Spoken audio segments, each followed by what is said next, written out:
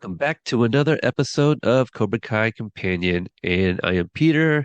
And joining me on another episode review, as always, is Watch Party. How you doing, sir? I am great. Happy to be here to do episode 4 here. How are you, Peter? I am doing pretty good. I know a lot of people have been waiting for this one. Life gets in the way, and now you are kind of seeing firsthand here, like why I guess it took me and Brianna, some time forever to put out an episode, right? It happens. It happens. Sometimes stuff just gets taken away and you don't know, and then you gotta Yeah. Take it delay away right out of your driveway. right out Yeah. of the driveway. Boom, boom. There we go. So apparently, Seagua, is stealing people's cars out of their Oh driveways. yeah. Yeah, If I and ever find that guy, yeah, he if he he's might be ever on joining this us. podcast, Right, I'm exactly. gonna get him. And I went to Mexico looking for Hector de Salazar. Any If luck? anyone, no, no, unfortunately. Did you see that I went live at all on Instagram? I A couple never of saw those you times. live. No. Yeah, I never saved them just because, like it was just me walking the streets and it was the eve of Halloween and also Halloween night. And Mhm. boy, do the Mexicans know how to party. So I was in Mexico for those that were wondering. We did take a vacay, the wife and I, no kids, second time this year, second time in 11 years, which is crazy. Um, but yeah, it was a lot of fun. And I went live a few times just showing like some of the stores that they had. There was this Cool. one like dessert place that was called I don't give a dick or something like that, and it's a waffle shaped penis, with all the toppings and stuff, and they had a Mm. vagina popsicle. Very creative. And if you were in Yeah. England, they have spotted dick. It's a popular Oh, treat there. okay. Maybe Seagua knows that. Yeah, Maybe he has perhaps. visited it. Perhaps. There was another place called fucking churro, which is another lovely name. So yeah, I wonder if these definitely. places were written by the big three. Aren't they into their? It could be, Yeah, maybe I was walking down the aisles of places inspired by like the Big Three's projects, yeah. a lot of penis related stuff. Absolutely. But yeah, no, it was definitely attention grabbing. The I don't give a dick place. Like we didn't really care for this. Like the popsicle wasn't even like it was strawberry, but it wasn't. Touch and go or touch and grab. Yeah, yeah, it's just. Touch and I grab. mean, Okay. yeah, you can touch and grab, but Okay. So you had the yeah, waffles. Was it yeah, crispy or soft? Was it a soft dick? it was Waffle? A soft dick waffle? Soft. definitely wasn't lip. It was not a lip tick for sure. But after getting some of the white stuff, the what was it called?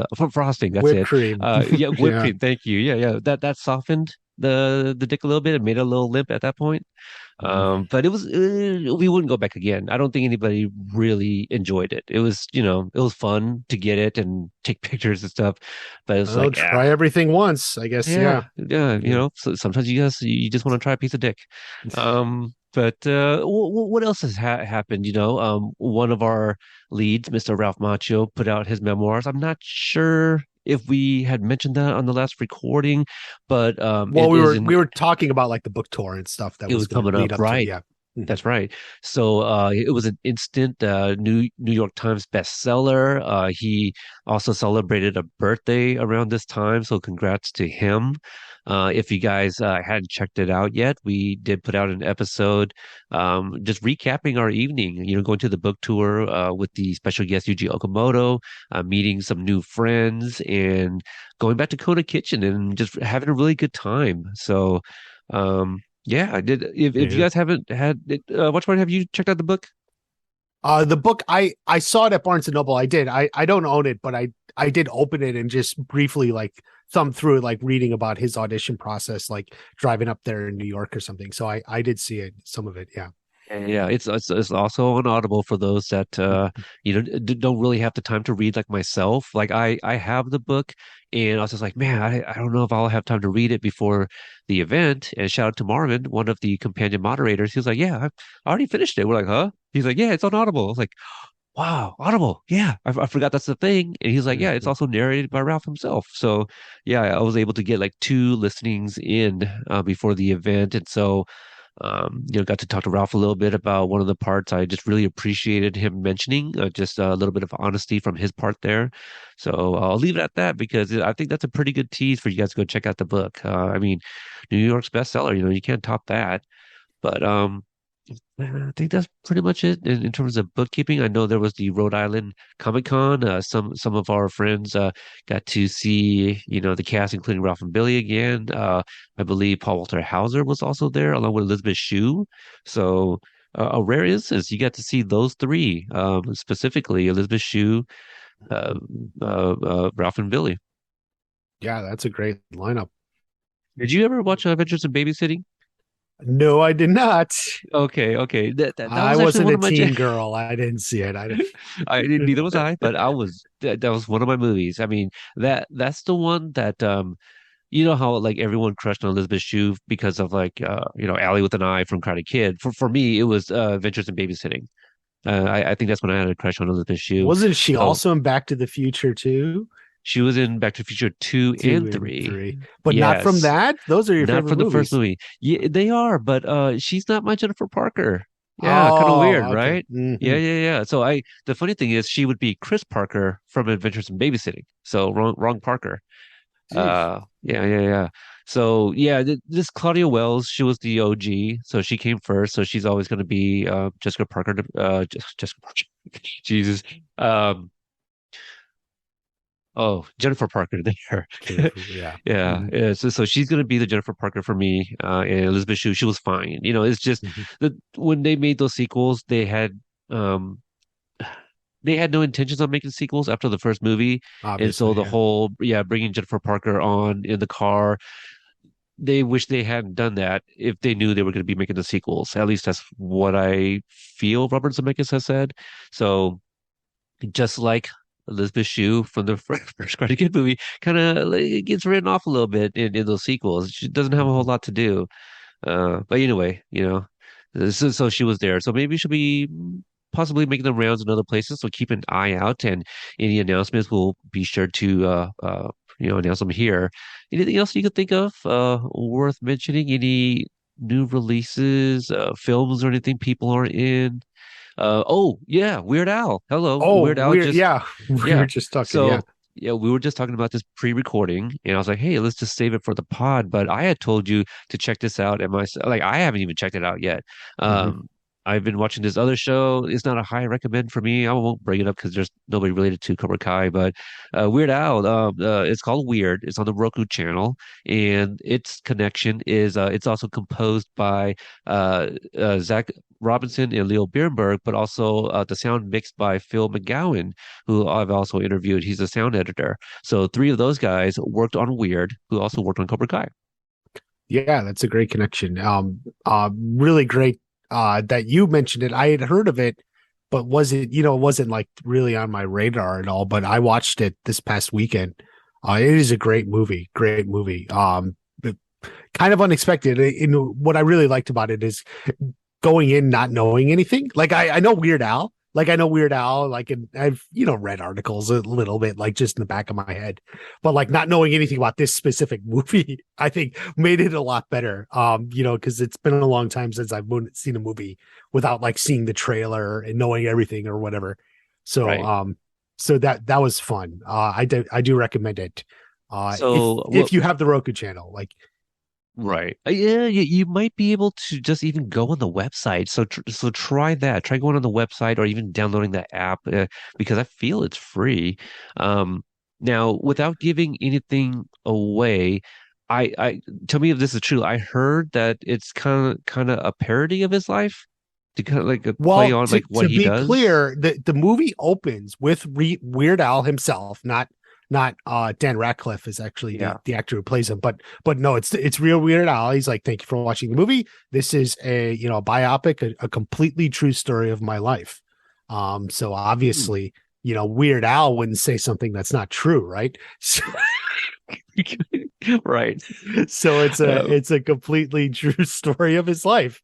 Obviously, it's okay. like word. I mean, I think sometimes maybe it was actual footage. Okay. Okay. I'm picking up what you are putting down. So, Yeah. all right. Okay, so expect some fun now. Because we have the same composers with this film. Did you get any like Cobra Kai feels, or was this like if I told you after you watched the film, would you have been surprised to find out it was Zach and Leo, Um, or is there fingerprints all over it? no, I probably would have been surprised. There Okay, is wow. an action scene, but it's not a Cobra Kai-esque action scene. It's more of an Okay. obliterated action scene. So, Oh, so okay. I mean, Weird Al has had an eventful life, but there is an action scene, but it's yeah, it's different. Um, and especially like on like a first pass for music, I'm probably not gonna pick up on something like that. Like, oh, there's Okay. subtle undertones and musical similarities in that third minor chord, like the way they I mean, like, I'm not going to pick up on that. Like, Okay. Fair enough. so, but, I like that. I like that. but the music is good. Obviously, it's a music based movie, Yeah. because he's Yeah. so, Oh, but interesting. it is Interesting very well concept. done. Yeah. Okay, well, I'm looking forward to it, and we'll tease it now. There will be a review of sorts in the works for that film because of that connection as a bonus episode. So there you go. And also to keep me honest as a host of this podcast here, I just wanted to put out that I had already started the outline of note taking for the next episode because of this little I don't know intermission that we had taken from between episodes 3 and 4 because I had put it out that I was going to put these out in a more timely manner, but for those long-term listeners of the show also will remember that I have mentioned many a times that during I guess late fall, early winter, this is when it gets really, really difficult at work for me, and my days are so long. I think since the last time we did an episode review, I've already had like 2 nights past 10 p.m. that I've gotten off.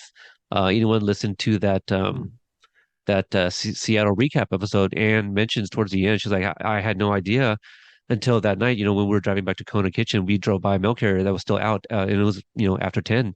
And I told her, I go, yeah, no, we're out delivering until we're all done, until all the mail's Yeah. gone. We make Oh. every attempt, unless weather prohibits it. Car keep breaking down, chains falling off, things of that nature. Then the management would have to make some sort of like executive decision. All right, bring back the mail. We'll try again tomorrow. But other than that, we will make every attempt. So Um, there are seasonal differences in the amount of mail that gets sent. I've Absolutely. Yeah. never, wow, you just learned something. You learned so much from this podcast. Oh yeah, absolutely. I mean, like holidays, right? Yeah. People still Holidays. send Yeah. yeah, cards. Like, imagine It's that. more seasonal differences. Wow. Wow. Like there's positions, that are seasonal. I feel there's a Right. reason for those. Yeah. So there you go. But I do like doing this. I have fun, with you watch party, and so like Mhm. it helps me forget about work sometimes, and so just putting it out there into the internet so that way everyone can keep me honest. Be like, hey, where's that episode 5? It's been like 3 weeks. Like, oh yeah, that's right. Hopefully it I won't did be mention it. three Yeah. weeks. Oh, We'll get it hopefully it won't be going. that. Yeah. Yeah, yeah, yeah. All right, so let's get into this episode. Again, this is episode 4 of season 5, titled Downward Spiral. Ew. Um, yeah, I thank you. I like that.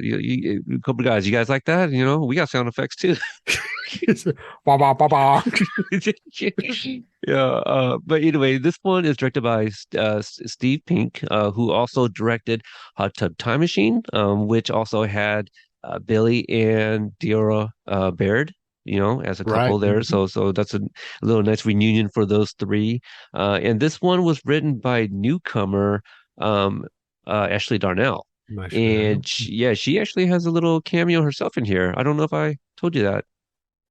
Um, I knew. Yeah, you had mentioned it somewhere. Okay. Maybe you Okay. tweeted it. That When could I be saw it. Steve Pink, my first thought was, isn't he in Reservoir Dogs? But Yeah, Mr. Pink. I Mr. feel Pink. that might just be Mr. Pink. I feel I'm not sure. Hmm. I wonder if he But goes by Mr. Pink. Like, I was going to be a teacher, but I didn't want people calling me Mr. Pink. right. Yeah, yeah. That'd be funny. Yeah. All right, let's see here. I know it was a while ago we were supposed to do this, so I gotta find Amy's synopsis. Um, Carmen gets her own Top Gun dream sequence, complete with plenty of homoerotic volleyball and a little bit of wholesome family life. When she tells Johnny about it, it's the latter that shakes him into realizing that he needs to find an actual source of income. Shannon guides him towards the gig economy, and tech town nerd Dimitri helps him secure a newish phone, and he becomes an Uber driver. He's predictably bad at it, but sticks with it. After a chance delivery to the pawn shop, Lyle gives him some excellent life advice, and he's inspired to ask Shannon if Robbie can spend the summer with him instead of off screen at her parents' house. Over at the neighborhood water park, almost every child involved in the karate feud has gathered for fun times. Everything is going well until Eli sees the Cobra Kai is bullying Anthony and steps in. As things escalate, Tori draws a line and they declare an afternoon ceasefire. All Robbie wants to all Robbie wants is to convince Tori that Cobra Kai is bad news and that while he trusts her to take care of herself, he wants to save Kenny. After yet another fight, they decide to solve their problems in the most kid-friendly way possible, a water slide race. Cobra Kai wins, but Miyagi Fang never stood a chance. Kenny sabotaged Eli's float. The lifeguard, sick of all their shit, kicks everyone out of the park. I feel this is the first time she drops a bad word in the synopsis, I think, question mark. Um, as far Really? as person, I'm not sure. I Uh, just sick of their all this shit. Maybe not. Somebody will correct me. As far as personal relationships go, Tori and Robbie are now history as long as she stays with Cobra Kai, and Miguel and Robbie are no closer to a truce than they were the last time they fought by a pool. In Daniel's world, things are going from bad to worse. He's on edge because of the arson, something Amanda is seemingly unaware of. He's promised her an afternoon free of the karate war so they can schmooze with other rich people at a charity auction for an organization she dreams of sitting on the board of. They immediately run into Terry Silver, who is conveniently hosting the event at his home. Amanda, forgetting that warfare can be psychological as well as physical, tells Daniel that Terry would never do anything in public and to settle down, which means that, of course, Terry spends the entire day setting up situations designed to make Daniel look insane. After a few hours of gaslighting, he succeeds in humiliating Daniel, all but ensuring that Amanda is blackballed from the board and driving a wedge between the Russos. As a result, Amanda takes the kids out of town to get some space from the crazy, and Daniel and Chosen are left to figure out how to keep things from getting worse than they already are. Thanks, Amy, for that. Yeah, mhm. very detailed in that one, and that's Oh, going to it's help me too. So in my notes. But yeah, let's kick it off with this first sequence. Carmen, yes, has her very own sequence this time Mhm. around.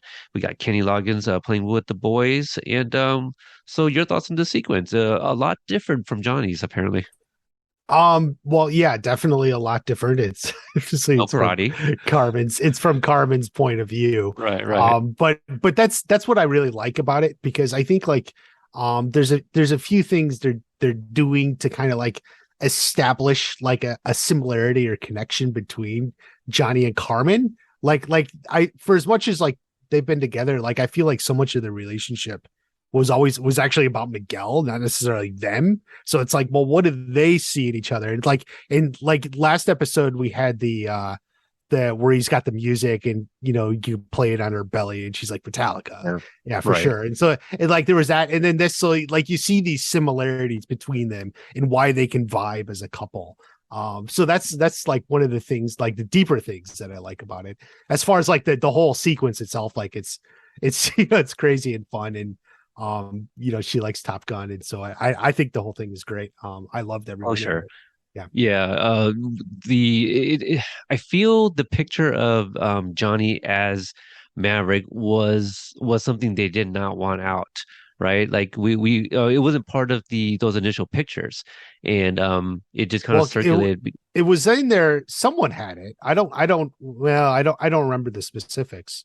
Right. Um, It wasn't available in our in the Netflix media center thing that oh, I have access to. It wasn't there, and so was when it? that was Oh, it might have been like, was it like an exclusive to Variety or something? Like maybe, Oh, maybe it or was. Okay, maybe it wasn't exclusive to one of the other yeah, places. I That think makes more maybe sense. that was it, like something like that. Because Um, I feel like, many of the cast weren't sharing that one specifically. Yeah, but I I think mean, they were just sharing what the official account shared. it makes And since sense. and if like Variety or whoever it was had that was given some exclusive one, Okay. that might have been it. All right, that's fair. So we did get a huge Easter egg that has not yet been discussed. I mean, maybe there's nothing to discuss, but in the Diaz's home, Carmen walks by a Doc Brown's flux capacitor drawing from 1955 on their wall, Oh, just right, yeah. randomly hanging on the wall. I mean, hello. So for Actually, I anyone, pulled it up. It looks like it's a whiteboard and it's drawn on there. well, then whoever drew it did a really damn good job because I did a side by side. I found the image online and added it to the graphic, and Mhm. so yeah, they did a really good job at creating that. It could have been a whiteboard and maybe like a print over it. I don't know. Wish that would be a question I could possibly save for TB3 in the event I get to speak with Yeah, them. I remember Um, you mentioned it to Vanessa Rubio yeah, in an interview. Yeah, did not she know was what a like, flux "Yeah, I capacitor think I is. remember that." But also what do we call it? Du- du- du- du- du. I don't know. In that interview, I did mention like, oh, maybe it's a glimpse at their actual future. Maybe maybe that's why the flux capacitor is there. But just I do remember mentioning it in my um season 5 recap with Fred. I believe it's where I mentioned it. Either that or with Kristen Baldwin. I said I'm pretty sure at some point I saw a flux capacitor. It was a drawing of something. It was just one of those. I think it was on Mhm, the TV. I didn't have like the remote next to me to like freeze it. mhm, I'll go. I was just like, oh, well, I'm sure I'll go back and find it, and I never mhm, did again until this time around, mhm. when we started, taking the notes for this episode. But some of the other things that I really like, there's a mention in dialogue later on, but we don't see it in the sequence. But Vanessa mentions it in their interview. But there's a part where they purchase a home, and Johnny removes like the for sale The sign out of for the sale yard. sign, yeah. Yeah, because he mentions the yard later on, so maybe that was taken out. I don't remember if she says it was filmed or not, but I know that was scripted. Mhm. But if it was filmed and taken out, maybe it was just like they thought it was redundant to show it and then like have it mentioned again. Um, It's not as like an action of a shot, like yeah, pulling a sign up. Like that's that's probably what true. it was. Yeah. That could be. Let's see, and we get to see a glimpse of a real baby, so that's cool. They're not taking the Clint Eastwood route with what was that? Was it American Sniper? Was that a fake baby? Bradley Cooper's like shaking a fake baby. But anyway, I tried to ask Vanessa who that baby was, and she didn't know. So It just was the baby they handed for whatever that was given. I uh, guess Johnny's the one carrying it, right? So he's yeah, yeah. So we cut to the LaRusso's home. Daniel and Chosen are deciding their next course of action after hearing about Barnes' store burning down. He mentions that Barnes may not know that it was silver, and I guess they didn't exchange phone numbers or anything like that. But if I were Daniel, I'd be a little curious to, like if he doesn't think it's silver, who does he think? I mean, Daniel, you just literally walked into his life after like 30 some odd years.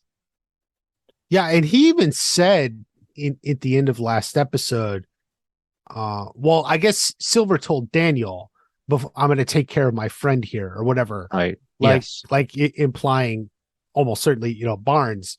But I guess Barnes doesn't know that. That's why he's Right. like Barnes doesn't know. Um, which was like the first time you're watching it, you're like disappointed. No, don't go town. Like we want more Mike Barnes. Yeah. I know. He leaves like during the insurance investigations. Like Yeah. I don't know anything about that life, but I feel the insurance investigation might want you around as well to question you about things. But where do you think Barnes took off? Did he go chase after his wife? Do you think that's what it was? Because we're gonna find that out later, obviously. I was gonna say, was it Sean Kanan shooting another movie or something like Oh yeah. I mean down in I was gonna say like wherever he was like shooting a movie, but oh sure. but Like, where okay in show where in the was Mike show. Right, Barnes? right, right. Um, yeah, like I can see, yeah, took off with his wife. Maybe they have like another home or something. Like your store burns down. Like I need to get out and get away for a while. The cabin in the woods or whatever.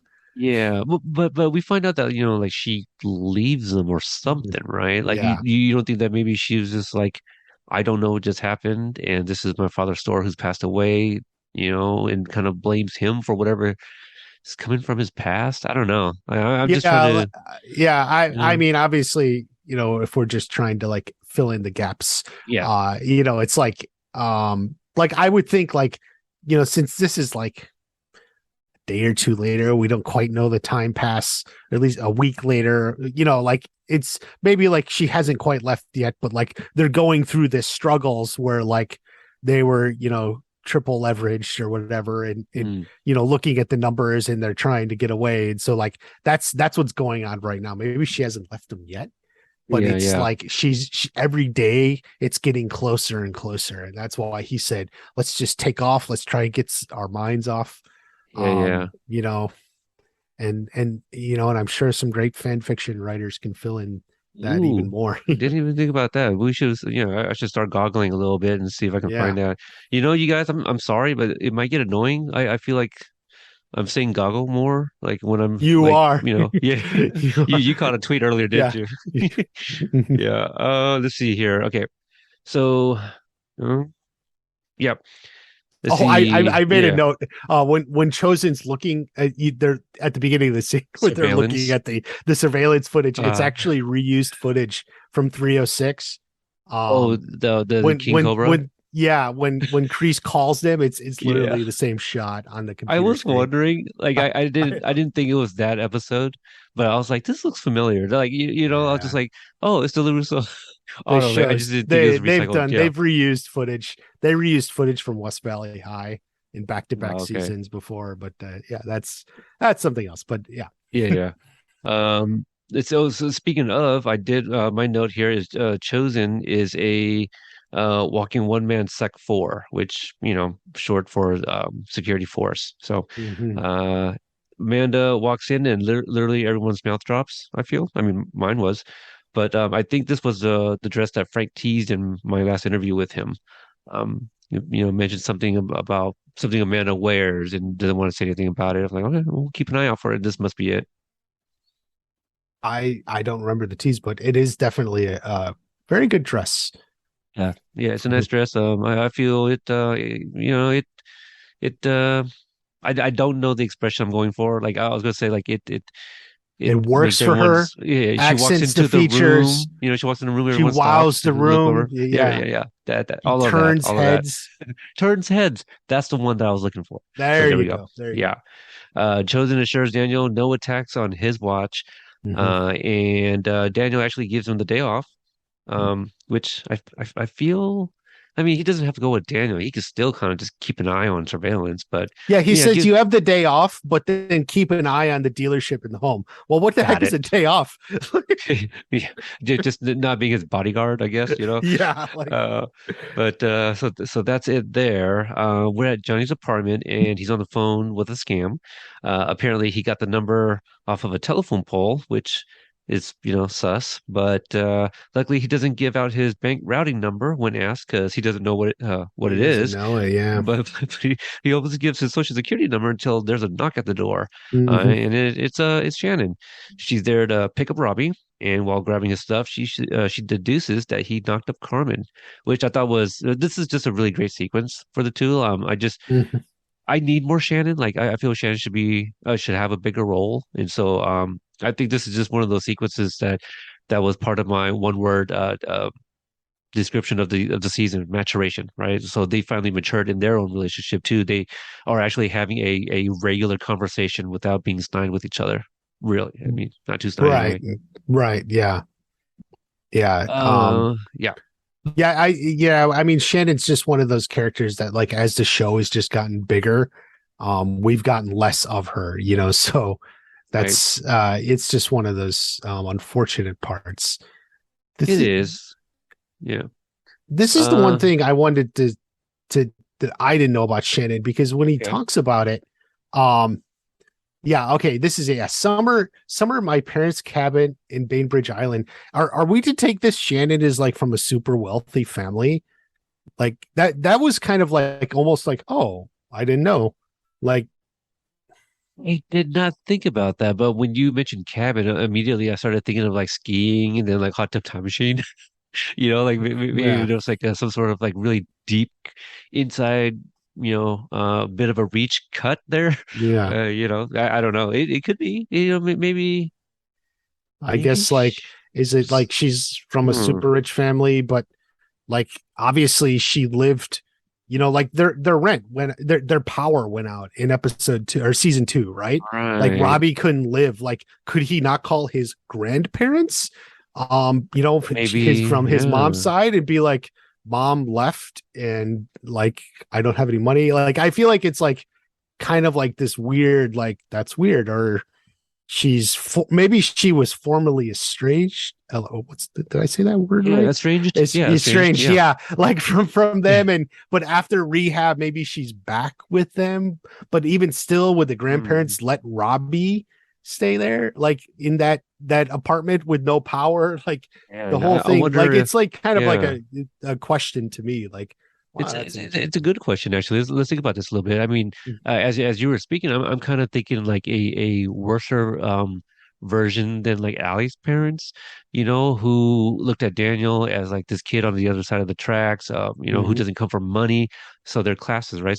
So maybe they kind of frowned upon her living lifestyle even, Right, that and maybe she had had a yeah kid with had Johnny. They were never Johnny married. exactly. And Right. so and so Yeah. maybe they do not, they kind of shun her and never really got to know their grandchild. Like that And could be yeah, it. and she shunned them in return. And Yeah. so, Robbie, I guess, never knew them. I guess, um, which, But gosh, frankly makes it even sadder for it Robbie. does. Like No, it's I was about to say that too. yeah. It's actually more sad, but also it kind of doesn't really make a lot of sense when Well, maybe it does. You tell me. So like later, I'm jumping ahead. Johnny says, "Hey, I want him for the summer," Mhm. and so like that Right, was a yeah. chance for Robbie to quote unquote reconnect with his grandparents that we're thinking maybe that he's not tight with, and so do you think Shannon's just like, hey, you know what? Actually, I like this better for you guys. Is that our Right. line of thinking? I guess yeah, because I actually have a note for that scene as well. Well, Okay, why did okay, we'll get there. Robbie? Okay, Yeah, why does Robbie? So yeah, well, maybe we'll address that when we get to it. okay, But at yeah, this yeah. point, Let's do that. apparently, Shannon's parents own a cabin on Bainbridge Island. I don't know. So that like Robbie was welcome to for the summer. So Yeah, yeah. Maybe they were just never really around, and then she yeah, was kind of living life recklessly yeah. and just never had a chance to, connect with her parents, in a way for Robbie to meet. That could be it. Let's see. She like Amy mentioned, she kind of gives him the idea of how to make some money and Yeah. suggests ride share. So we go to the Splasharama water adventure. We get Mhm. a slow panning shot of Yasmin from her feet to her face. Does that remind you of that Snickers commercial from back in the day with the Oh song? I feel that's what it's I missing. I Like, I do remember commercials. I don't remember this commercial. I do yeah. know if you look at her feet, not other parts. If Okay. you look at All her right. feet, there you can see the bracelet. And Uh, it even has some ah, charms hanging on it at the bottom. a lot of So, charms. at least some. I don't know. Not Mm. quite so heavy she can't lift it, but Right. so So I don't so know. Dimitri was kind of talking a good game. They're talking about how he's bought her like all these charms from all their fights. So probably not too many fights, just a few there. Or Yeah, this is what doesn't fit on the one on for her wrist, and now she had to transfer them that's fair. to an Oh ankle wow. Okay. bracelet. Well, there you like go. Yeah, so I was just, I guess I didn't want to be, called it Quentin Tarantino or anything talking about her feet, but I had even considered just taking that little sequence and adding the Oh song and seeing if anyone kind of remembers oh the my Snickers commercial. goodness, I have No. I have a short on that for House of the Dragon. Let me tell Oh, you something. There's a scene in yes. House of the Dragon of Okay. foot fetish, and it's very Oh, HBO. oh, It's not yikes. necessarily it's an HBO You type talking about scene. like sucking, like toe sucking or something, or No. It's you go to HBO? So what are we sensually talking about? on display. Let's put it like that. Sensually Okay. display of feet. Ah, It's yeah. If you're into the Game of Thrones, House of Dragon, Like That will there's a be scene in episode 9 about that, and and I actually made a short with that exact song with the funny. clips of that. Yeah. Okay, okay. I will have to wait and see that after I watch the show then. Mhm. Okay, so there you go. You got some speed.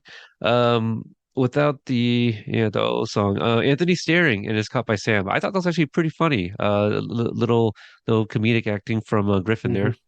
Yeah, yeah, all this stuff. Sam, I guess, seems to have been in a pretty good mood without her mind on a lot of things, including karate. But then Eli and Miguel shows up, and Moon had forgotten to tell her. Yeah, which gives us to the whole question: how did everyone end up here at the same time? Which was never really explained. It was like something before the season people were wondering, and then it's just literally never explained, like how everyone in both dojos ended up here. I But wonder if there was like some sort of group chat, that a lot of people maybe had notifications on because it's like, oh, great, now you added them, that kind of thing, and people just stopped looking, but said it. but people were still Yeah, talking, like, yeah. hey, water park, but they didn't I know. liked the theory that Moon invited everyone, but it Maybe doesn't there's a quite work out. cutscene. But yeah. Mhm. No, okay. Let's see. There was no celebration of sorts. Um, first day it opened, perhaps, and everybody decides to go. Does that make the most sense? I don't know if it's like first day, but just let's summer kickback. I mean, I don't know. Yeah. Yeah. We don't have one too close to us, so there is a what's it called? Wild Waves up in near Tacoma, not too Hmm. far from Seattle. That's where we usually go, but we'll go maybe like once a summer, because it's quite a trip to take a bunch of kids and they'll get a little anxious riding in the car and whatnot. But I do Right. wonder the locals up there, how often do they go Hmm. when that's open? So you guys tell Yeah. us, do you guys go often if you guys live near a water park? The water park, it does kind of remind me of the Bill and Ted's. Well, what is that? The Waterloo. The Waterloo Mm. sequence a little bit. That's all we're missing is a little Napoleon Mhm. cutting in front of all the Cobras to go down the slide first. Uh, let's see here. A little bit of cringe interaction here between Sam and Miguel. And I Mhm. believe Yaz is kind of all of us, but she questions if she's alive or if she died, and this is her personal hell. Yeah. I mean, well, this is now like the end of Sam finding herself because now she's that whole like plot line because now Miguel is right there.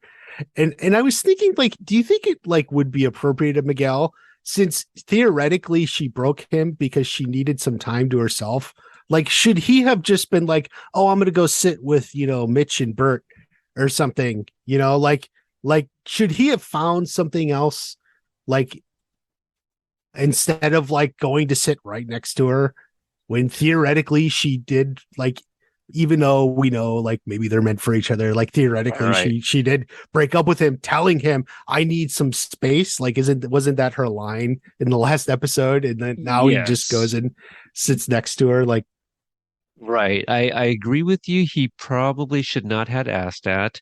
I don't know if he saw any of the other dojo members there yet. Maybe it's just like, That's hey, true. Eli to him is like, hey, Miguel, you want to go to the water park? Maybe he says there's going to be a few of us there. It doesn't say who all Mm-hmm. exactly. I'm not sure. But Eli would have known, right, that they had broken up and probably would have Yeah, we known. assume at this point everyone knows, Right. right? Like. Yeah, yeah. So he should have known Sam. There's a good chance Sam would be there. So I guess Miguel knew Mhm. and was not respecting her space. He is Yeah, yeah. I mean I don't want to say it, but I feel that's kind of what's going on here. Right. But And that's why however, like in my idea is I think that the whole thing, now that I've talked about this for 3 episodes, like the whole thing would work if this breakup hadn't happened yet and like they were still right. together. So like I think like if you think of it as like they're still together at this point, like it would work better. But Right. that's like the watch parties slowly restructuring of the whole of the early part of the season to get a third Mexico episode. Yeah. Like, Yeah. but Um my thing is like I do wonder if, yeah, if they could have had the breakup here, would that have been better, but it also parallels, Tori and Robbie's breakup as well. Exactly. Yeah, it Yeah, would yeah, parallel which there. yeah, I think I'm I'll stealing jump that in from where you. I think it should happen, Okay. yeah, so that's that. Oh, I also had a note because I feel like there's a touch of Yaz in her old mean girl self when she was talking about Anthony at the beginning. Okay. She's like, "Oh, when he starts Oh school, yeah. let's torture." That's a little classic Yaz that we Yeah. actually haven't seen since like season 1. So, Yeah, oh yeah. um, which I kind of liked. Dimitri's It not looks there. good on Yeah, her, so yeah. to Right, speak. right. I mean, that's what we were introduced to her as, right? Yeah. Mhm. So I feel we got kind of a classic Kyler, which I don't feel necessarily left, but I have a note somewhere where I'm sure we'll get to it because I definitely typed it up. Mhm. Okay. Let's see. Robbie calls Tori over and hopes that she'll take a break from Cobra Kai like he did, but she's not having it. She's a big girl and she can make her own decisions, she says. And changes the subject and invites him to go check out the typhoon, which, yeah, is water related, but also in my head canon, a little nod to Karate Kid 2, where we got a typhoon at the end. Wow. Good catch. Yeah, Yeah. yeah, or a There you reach. go. It's But yeah, good catch or reach. yeah, yeah. Both. It was a reaching catch, I There you guess. go. Yeah. Yeah, yeah. Someone had to throw it. Mhm. Kyler's talking with I wrote Dallas, but I mean Kenny. Kyler's talking with Kenny, who's kind of learning. Robbie has just left the dojo, saying he's going to be the next King Cobra. I think this is it here. I also find it funny that Kyler thinks he has to sneak over to the big boy rides where there's no lifeguards. So, your thoughts on that? Is he talking about getting into mischief, or it's just like, hey, I'm under 18, quote unquote, and there's no lifeguards over here, so I can get on the big boy rides. I I don't even know. Like I guess it's just classic Kyler. I never even like that throw off line I didn't even think of. To me, like this, I mean, the scene is obviously about um Any, Kenny and right, learning right. that like from Kyler that Robbie's probably not coming back. So that you know that's I don't know about Kyler. It Classic just it's Kyler. All right. No, Kyler's classic Kyler, I it think. really is. It just really stuck out to me because it's like, well, Tyler, you're a big boy. Why does it matter if there's no lifeguard over by a certain ride? It's just it stuck out to me as all. So I don't know if that's Joe ad-libbing or what. I just Well, like thought it they're funny. really good at giving Kyler these lines he says like as he's walking off screen. Like remember in what is it? It was season 4, right? Where he's like, "You want to stand in line with me to get new shoes or something?" Like they're always like giving, and then like at the prom episode where he's something, like the limo's coming. Like they're really good at just like giving these Kyler these kind of like I don't Kyler-esque lines. We need a word for that. Like Yeah, just like Pete as he's Kyler. mhm. Pete Kyler. Kyler. It's skipping ahead. I feel did we didn't have the snake bites sequence yet, right? Isn't that the next episode maybe or episode 6 probably? Probably episode 6. But it's where Kyler's eating like the snake bites. He's like, it's like crap. It's like Oh yeah, yeah. yeah, That's further down the line. yeah. Think I think it was Gianni that, or was it Edwin? Somebody had mentioned to me that they thought that that was probably an ad lib from Joe, calling it, that it was like crack because it was so good. Mhm. Gosh, see, gosh, that's the problem because I also speak to like some people that I have not yet interviewed, that Mhm. I get some like Right. behind the scenes stuff from. Mhm. Um, Anyway, so let's see here. Daniel and Amanda, they arrive at an auction event that helps underprivileged teens. Now, do you think this was before Tori or after you think? Because, in season 4, she was more than willing to help Tori, but also we see like how badly she wants to get on this board. I think I like did ponder it briefly once, but I never thought too deeply Right. about like if it was It means a lot to her, and I yeah, feel that's kind is of new to us. yeah, it is. I mean, but like I keep thinking of it in the context of just like she wants to be on like a charity board or something. Yeah, I mean, Tori would be like a underprivileged or whatever, or teen, or what is that the word they use, or at risk or underprivileged. something, Yeah. underprivileged. Yeah, but well, it was like necessarily Amanda like that. I don't think Amanda was necessarily like that because No, no, maybe I don't think troubled, so. or having going through problems, but not necessarily like the underprivileged. Because she had a math tutor, so if you can afford a math tutor, like Right, maybe right. that. But Yeah, yeah, I mean, yeah. I guess you could definitely make that connection. Like, Okay. like, like you can imagine, like after or during season 4 and all that, like Amanda sitting there and just doing some googling or and goggling and like thinking about this and like yeah, and so now she's like, hey, let me do this. So I definitely think you can make that connection. Okay, yeah, because obviously she's maybe not so much done her research, but I mean she's really into this charity so much that she is kind of starstruck by this Ava Garcia, who apparently she's met for the first time in person. So Mm-hmm. knows very much about her.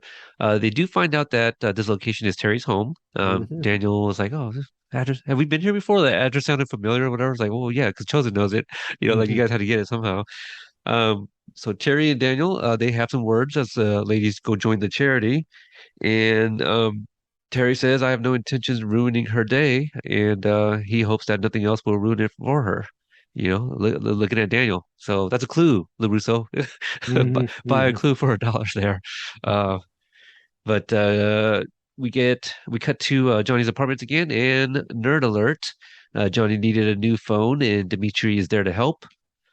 Needed something under $50 and add ride share. So I really like this sequence. We heard earlier Gianni said that he was gonna, or Gianni, well Gianni too, but Dimitri said he was probably gonna have to get a summer job, and here it is. So Right. they set that Mm-hmm. up. Did you? Yeah, it was a good surprise. I liked it. I remember when I first watched the episode, or I think that even the beginning because they released the first like 9 minutes or something.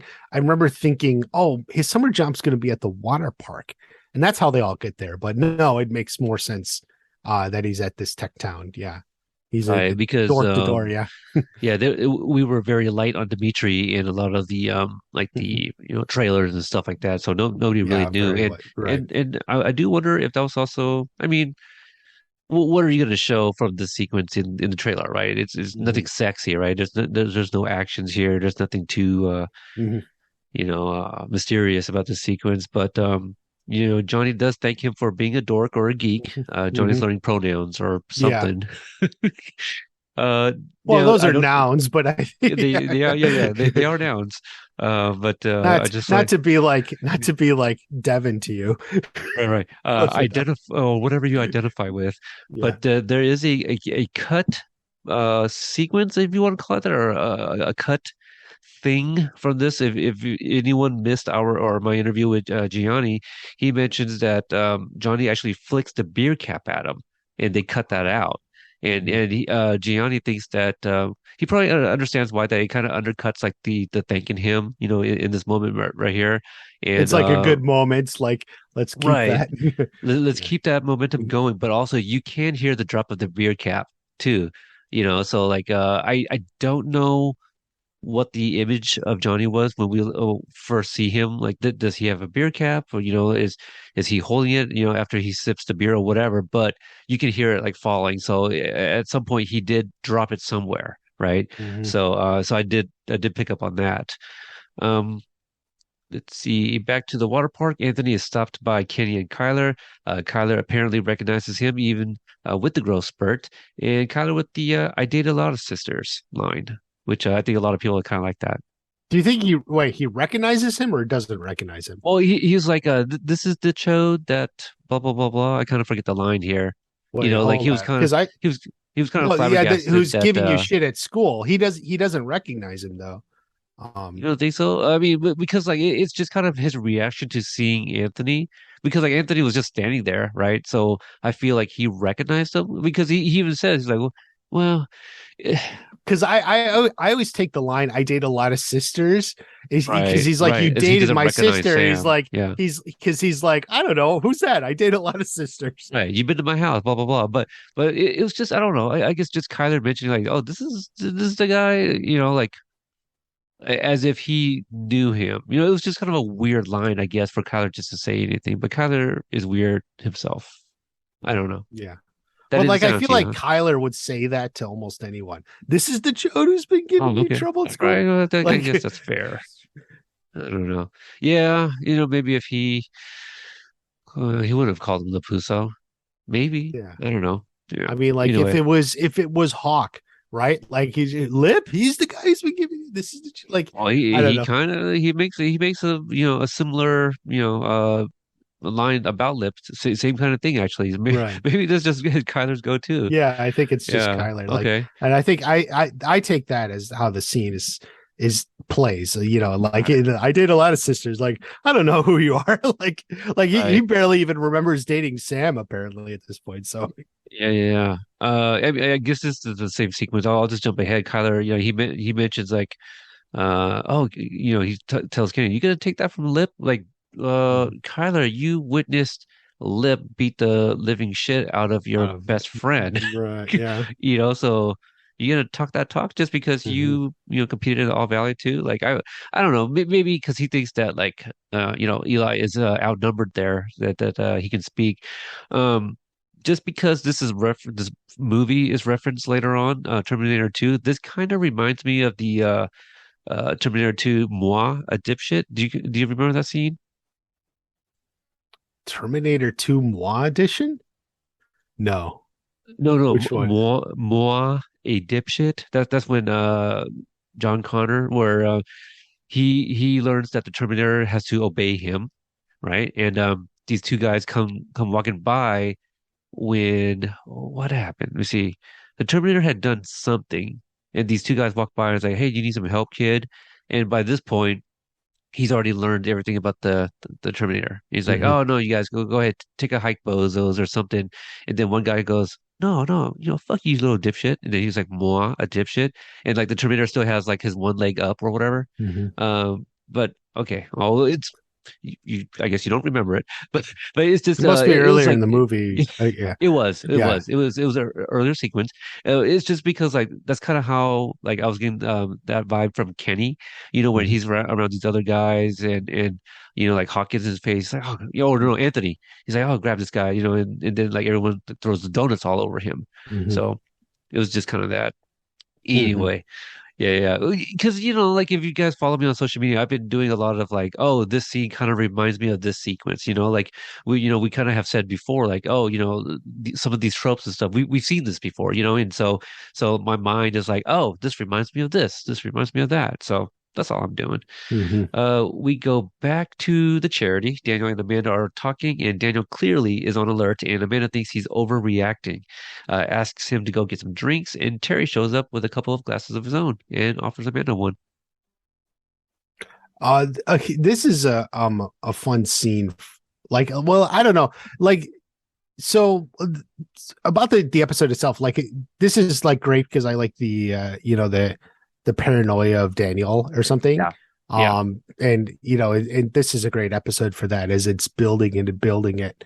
And Silver he knows how to the exact words to say. So that's great from the paranoia and the psychological manipulation that I always like. But what's funny is like every time I rewatch this episode, I admit like if you were watching with me, I always start laughing during these scenes because there's like it's really like the most stereotypical um like out of touch like elite thing. Like I love that like Terry Silver comes up with these wines and it's like when I support charities for needy children I only drink the most sophisticated wine.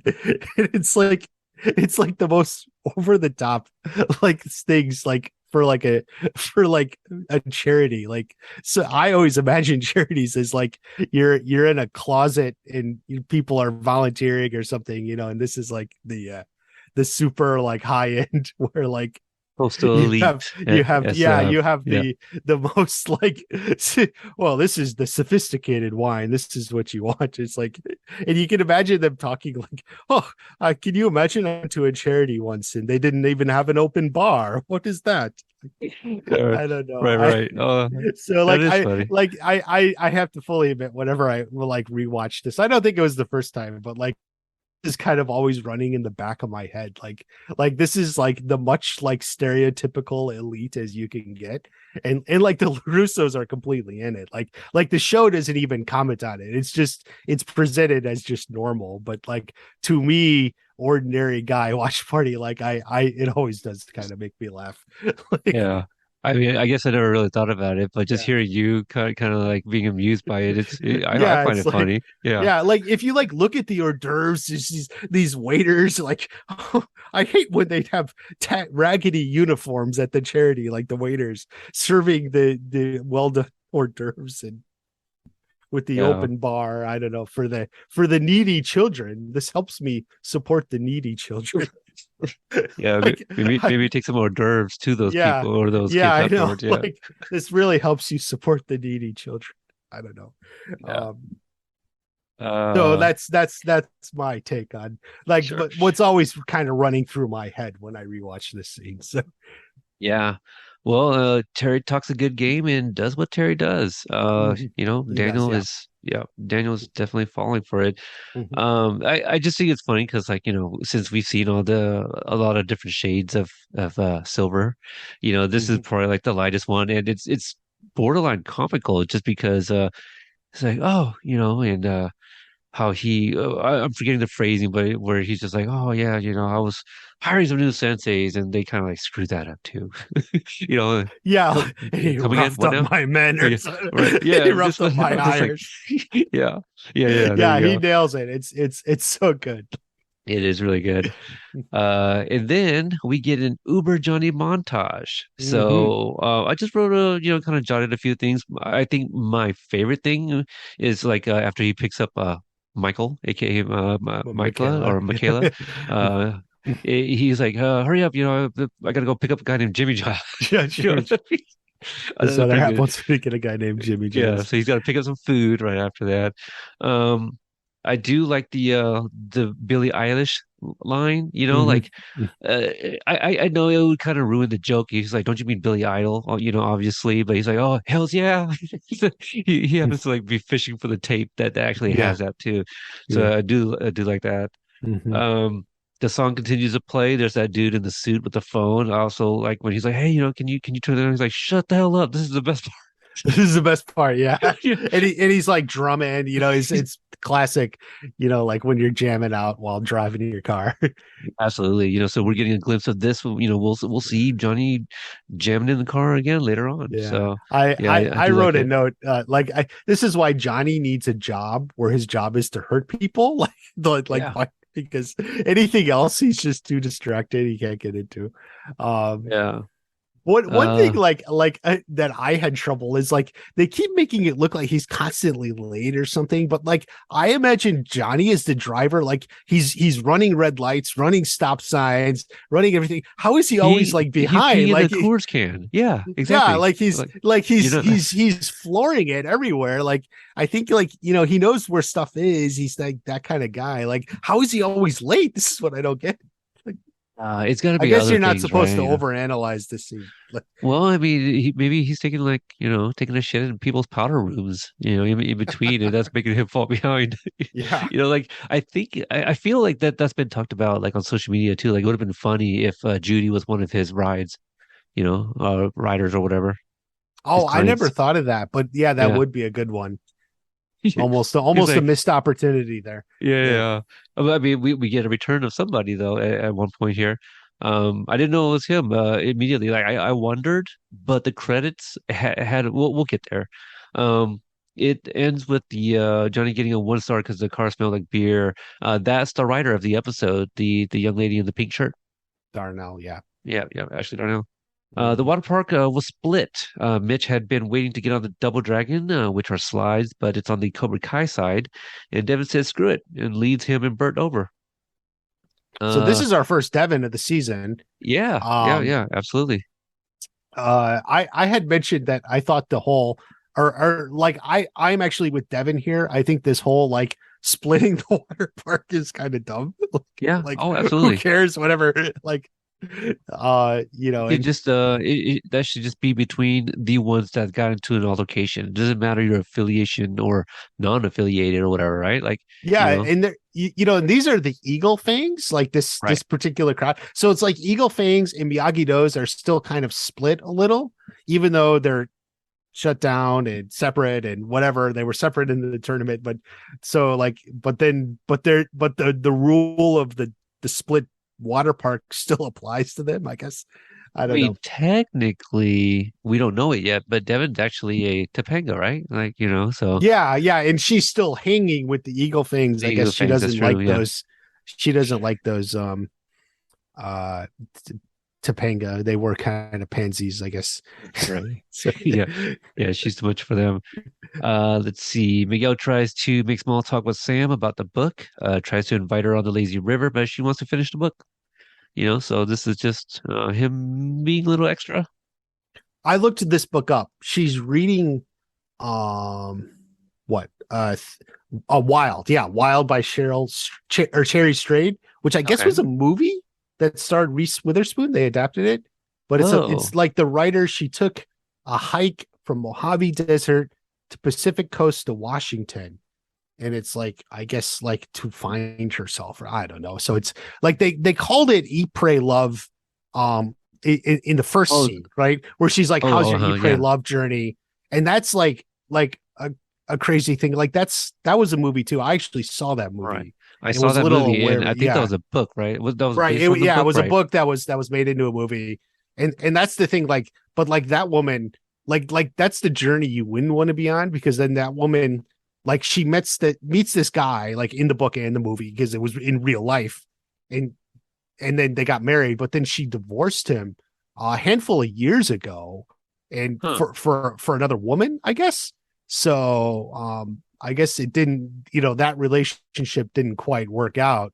Um so she so the Eat Pray Love journey may not be the good one, but I guess maybe the Wild journey.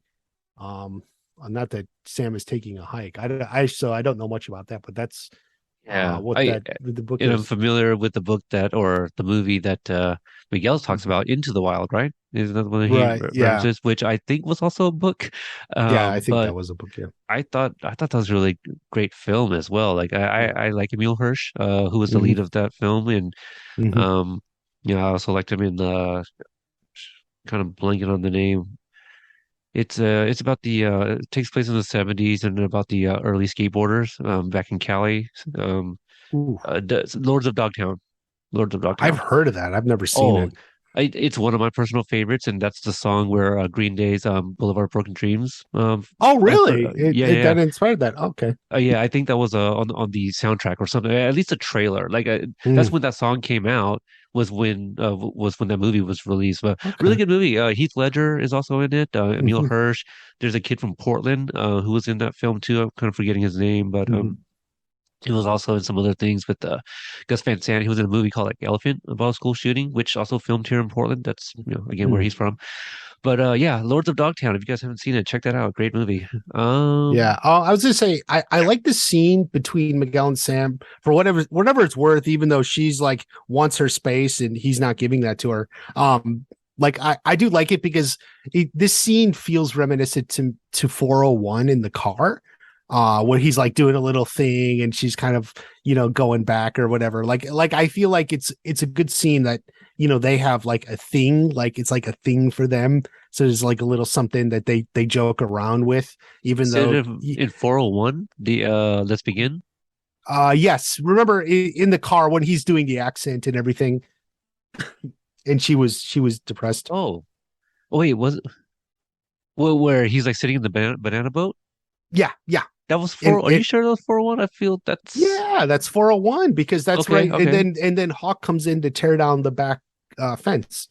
Oh, that's right. He walks right by. That's right. That's Yeah, just early mhm, on. And okay, I got you. I got you. yeah, yeah, I feel that was a little bit. I mean, I believe you. You have a better memory than me. So, but yeah.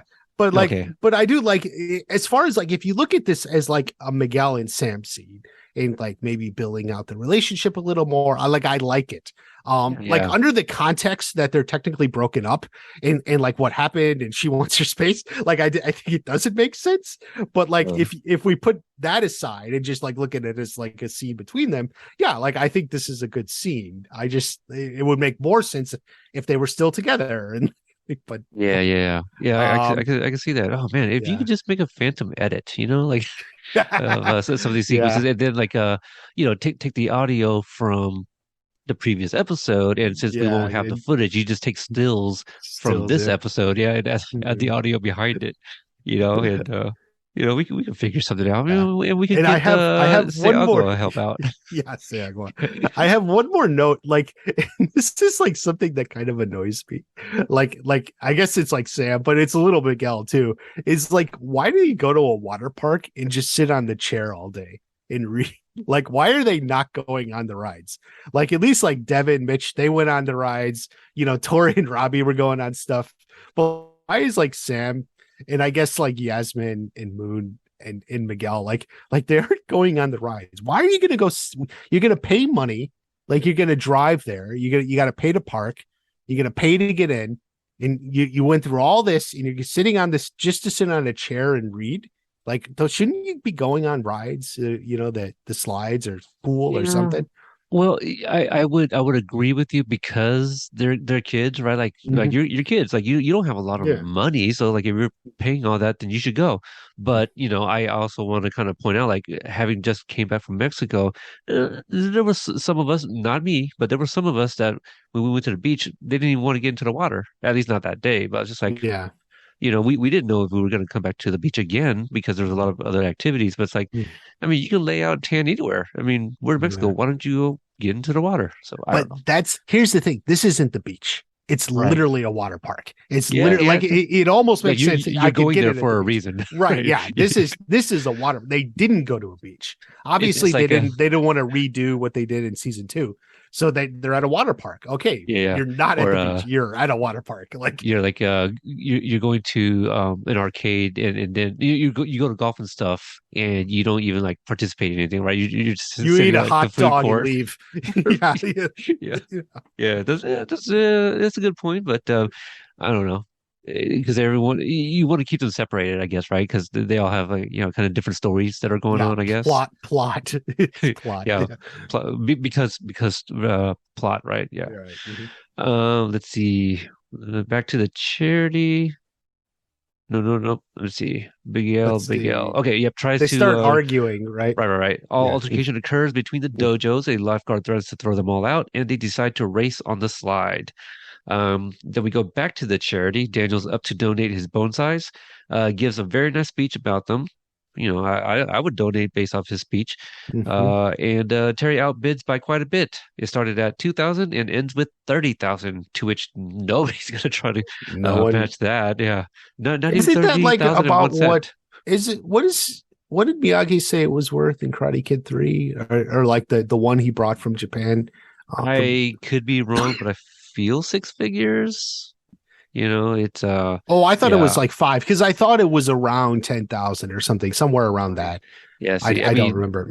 you're probably closer, just because, it was the I 80s, didn't. so like a I hundred didn't thousand check that. would be a lot. Yeah, No, yeah, I'm just saying. yeah. Uh, I had a note like Daniel often he refers to Mr. Miyagi as his mentor, and I think like I didn't know like why didn't he say like karate sensei or something that like they would probably recognize. Like I don't know. I guess I thought that was interesting because um it is interesting sometimes Daniel refers to Mr. Miyagi when he's talking to other people.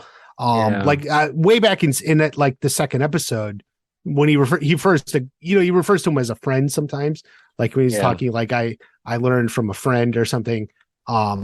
I don't know, I think like it was just thought when he used the word mentor I thought, well, why mentor, why not like karate sensei or Well, something.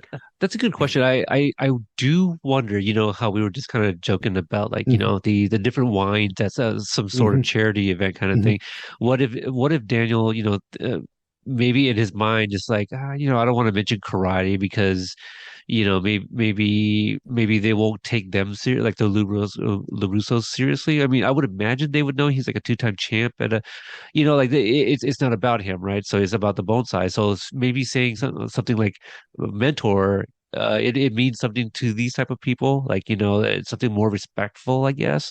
Maybe they just don't Mhm. understand like karate sensei. You know what I mean? Yeah. But Uh, what if he said mentor from Okinawa, which is also, where you understand it's the bonsai yeah, trees and right, um right, yeah. yeah. Does he get a Good. 30,000 tax write-off too? No. I mean, he might. I So, mean, like so he's got some nice charity. wine and hors d'oeuvres and he got the 30,000 tax write-off. So I Yeah, yeah, guess and you got to push shove silver to the ground too later. right, yeah. So I guess all worth it. Hmm.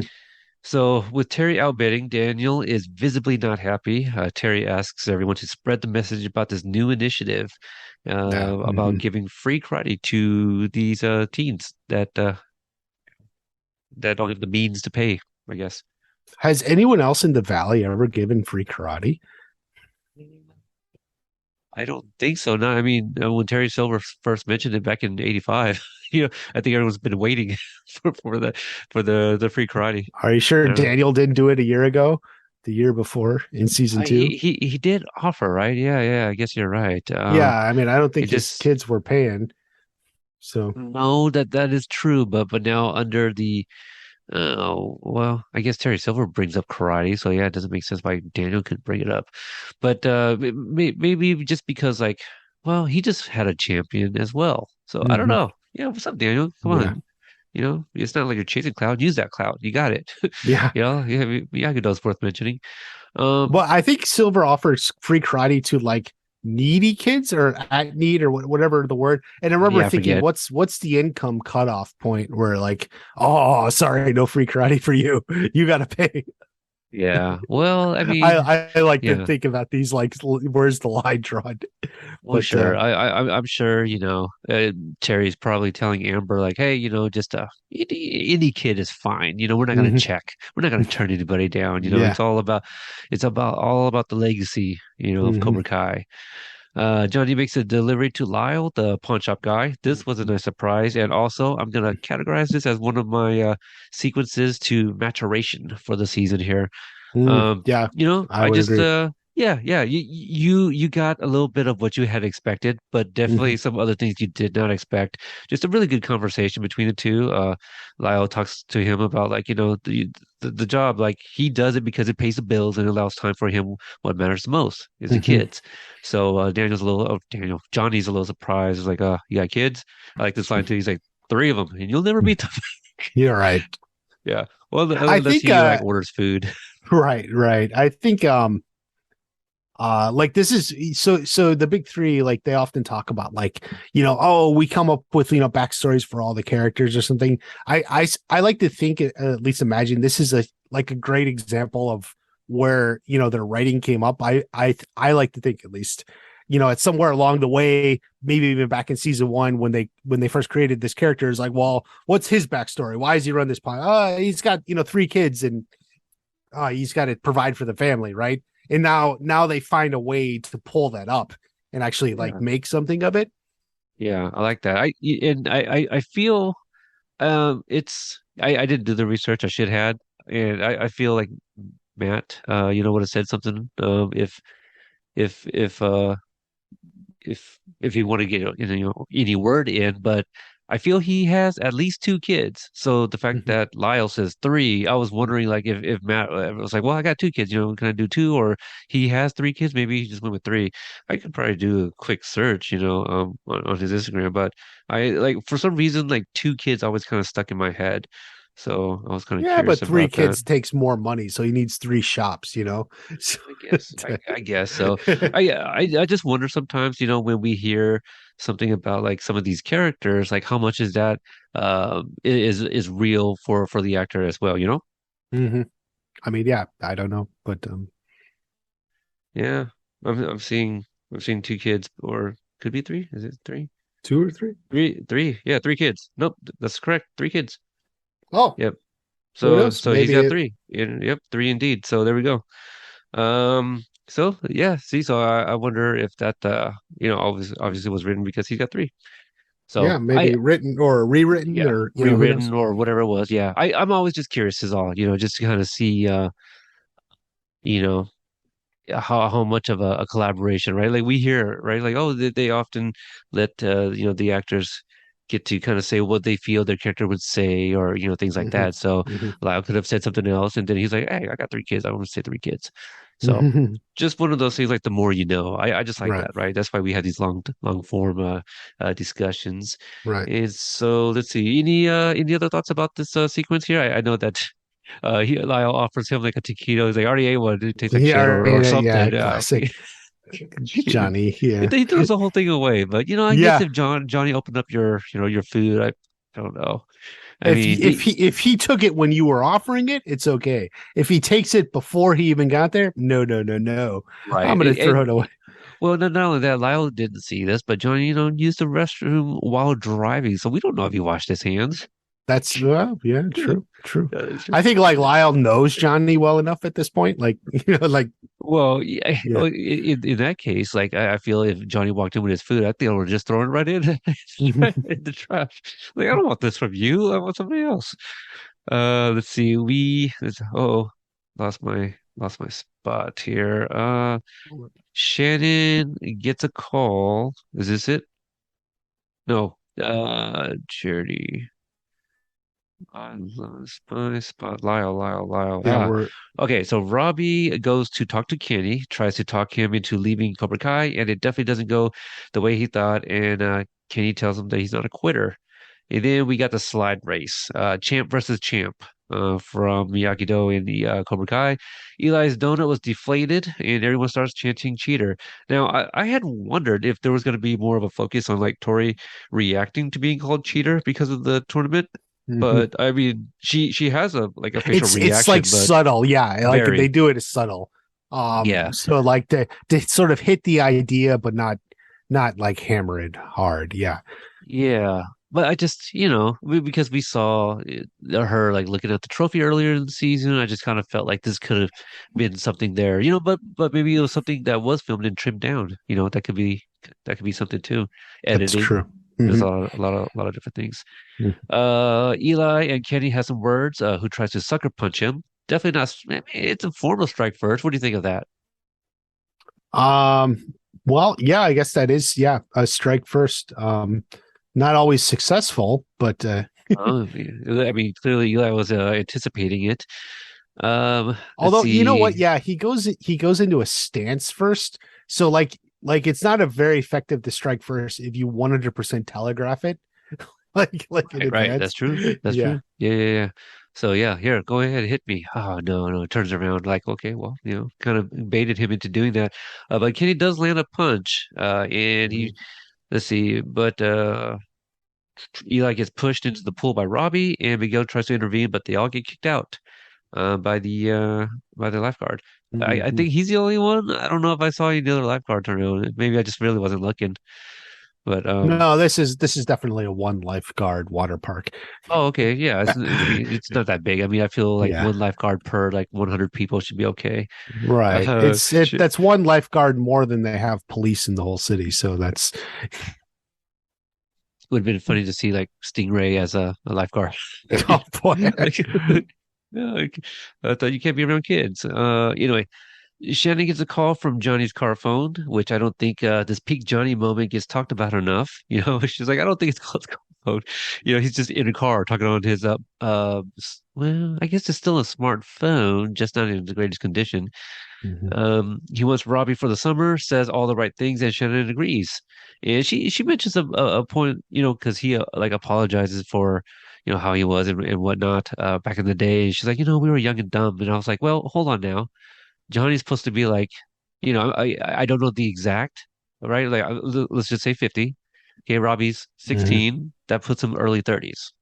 That's not young and dumb there, right? Mhm. Am I- Yeah. Maybe well, she was probably younger than him.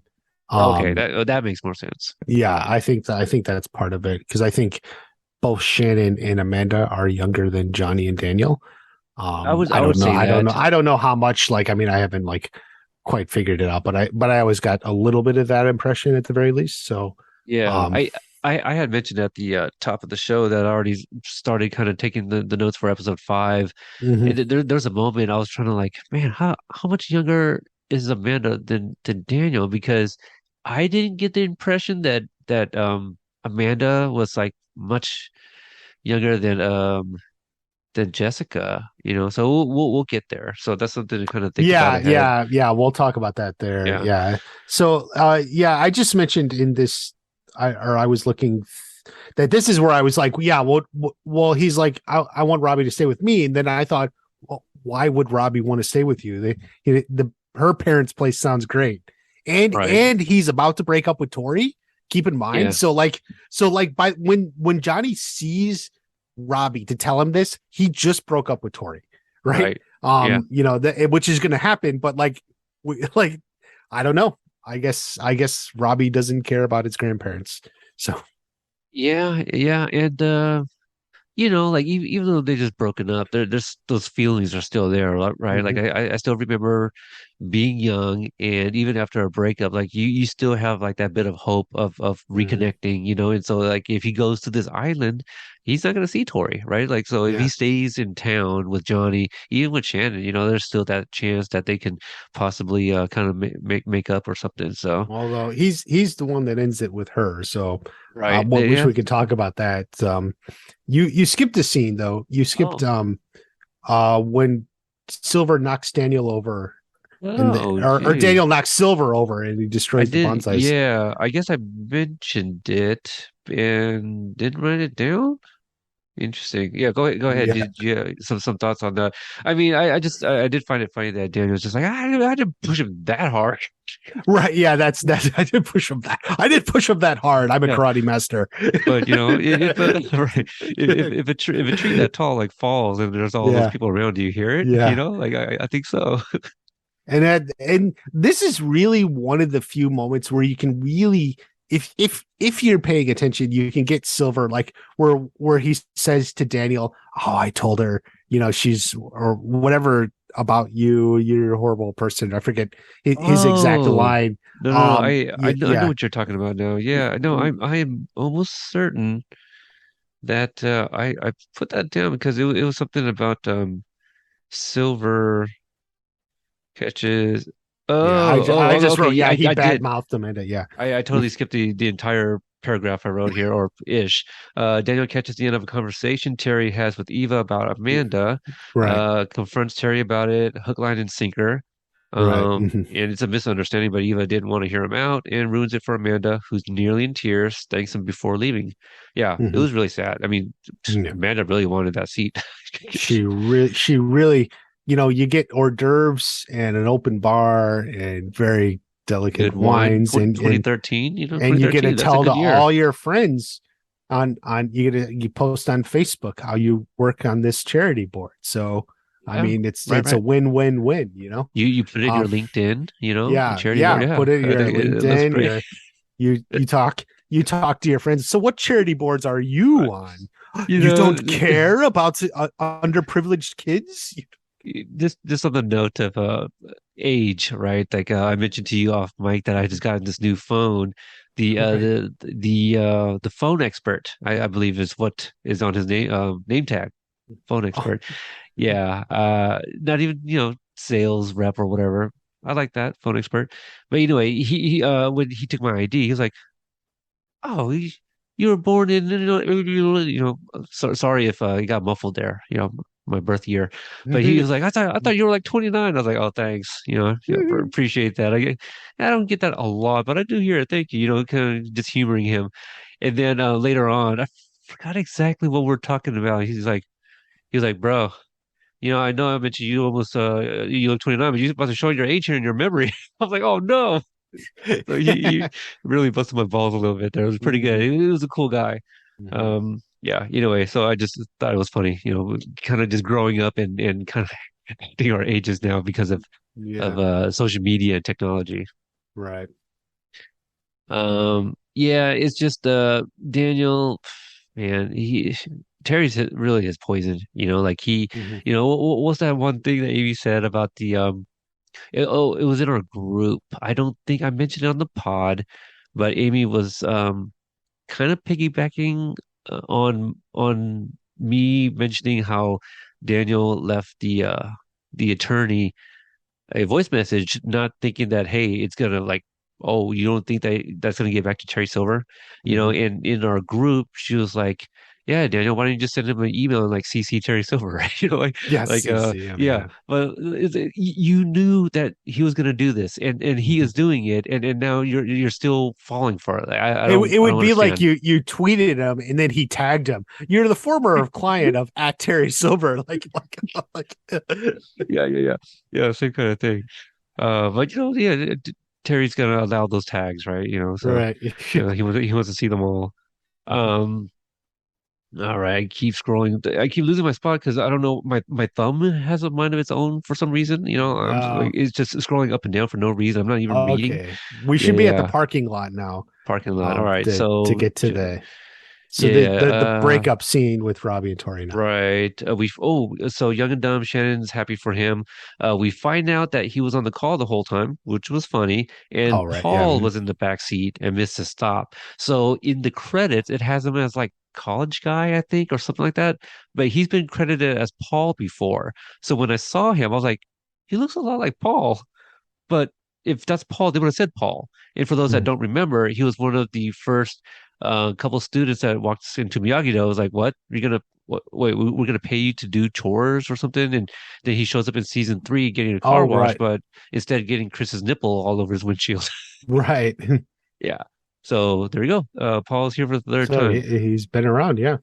Yeah, and John Hurwitz did confirm it on Twitter, and because he had mentioned Paul. And I think he was talking with Drew Cobra Kai Kid, Mhm. and I don't know if it was Drew that questioned who Paul was. I go, oh, so that was him, okay? Because I wasn't sure.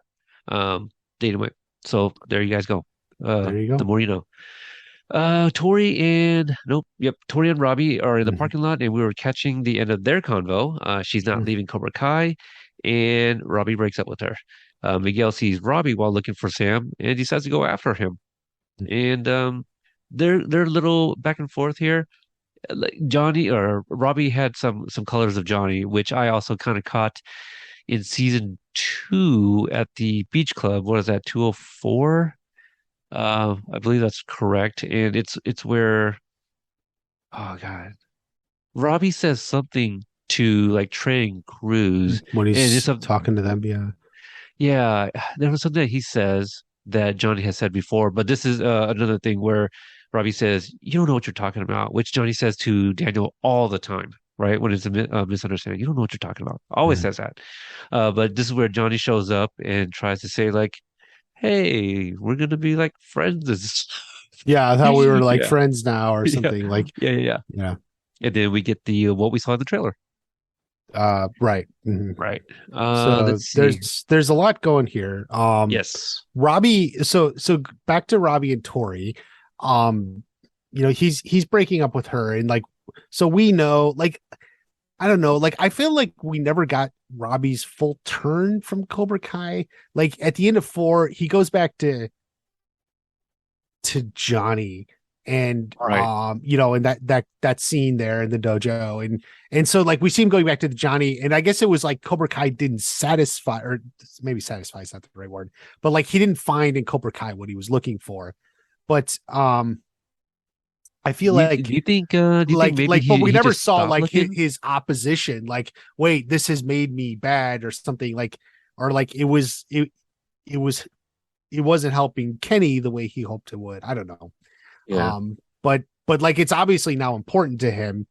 But like what I really like, and I mentioned this in a video on Tori, is that like we can deduce now we don't know it. The first time you watch this, you don't know it. Like you it looks Right, like right, Tori's just committed to Cobra Kai, but we right. know on a rewatch that she's now been talking to Kreese and she's Yes. trying to take out Silver. And so that's why she's so committed to staying in Cobra Kai.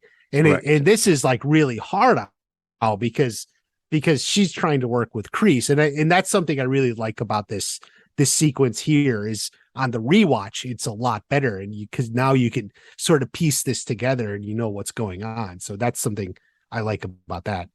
Absolutely, and kind of going back to one of the earlier sequences between the two is when I mentioned that Tori changes the subject. Oh, let's go to that typhoon. It's because she doesn't want to talk about it anymore. She doesn't want to talk about Cobra Kai. I'm a big girl. I can make my own decisions.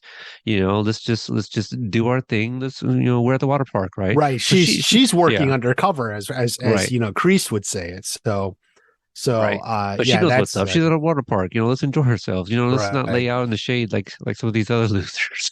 Right. And then moving on to Miguel and Robbie. Now this is where like here or like in the previous scene is where I would have Miguel and Sam break up, or where to Parking me it lot. makes more sense where if she said, "Oh my God," like if she was involved and like they got kicked out, like in the previous scene, they got kicked out because of all the karate rivalry. Like I can Mm, see, and maybe she got a little bit more caught up in that herself. Like to me, making that the impetus for their breakup would be a little bit more clear. Like it would give it a concrete event. Like last episode, it was I had a bad dream and I think I need time for myself. Like it's like okay, yeah, but like yeah. having like a very clear event like this fight that breaks out in the water park and everyone's going and they all get kicked out. Like to me, then her saying, you know what, I need some space. And this is where she says, I need some Yeah. space. I got to get away. Like I think it would make her decision a little bit more clear. You would understand. You would be like, yeah, that makes sense. It takes away the awkwardness of the earlier scenes where like they're technically broken up, but Sam or I mean Miguel is gonna like keep chatting her up anyway. Like Yeah, okay, yeah. like so you can remove that awkwardness, and so that's kind of like where I would put their breakup. Um, I do like that. And I wonder if it is the way it is because, like we have a Jacob Bertrand and like these actors, right? Like we got to give them something to do. yeah, Do you that's think that's you think part that's of a it. reason? Like Yeah. I said in one of the previous episode, I think a lot of it starts with the Mexico storyline. I Yeah. think for whatever reason we don't quite know why, but like they came in, it was going to be 2 episodes. Maybe that came from Netflix. Maybe they said we're only going to pay enough for you to go to Mexico. It ended up being Puerto Rico. You're only going to have enough money to shoot their 2 episodes worth. So like It's they had to fair. write Yeah. the season around. I mean maybe that's what really happened. I Right, don't right, know. right. That's just my own speculation. But like so they had to write it around that, and then they had to make something happen in episode 3. So they put the breakup in episode 3 and that. Um, I mean, the show still works. Obviously, it's fine. Sure. Yeah. And like I said, I think it's actually a good bonding moments between Miguel and Sam. Earlier in this episode, even though they're technically broken up, like it's actually good moments for them, like as a couple. So it's like some of their best relationship moments were when they were broken up. Okay, we're fine. Yeah. Um, so that's that. And Yasmin and Moon are done. They turn around and leave, and I think that's it for the season for them.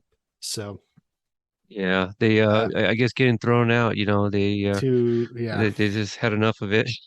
yeah, Want to go somewhere else. back at that spa in the Could tank. be.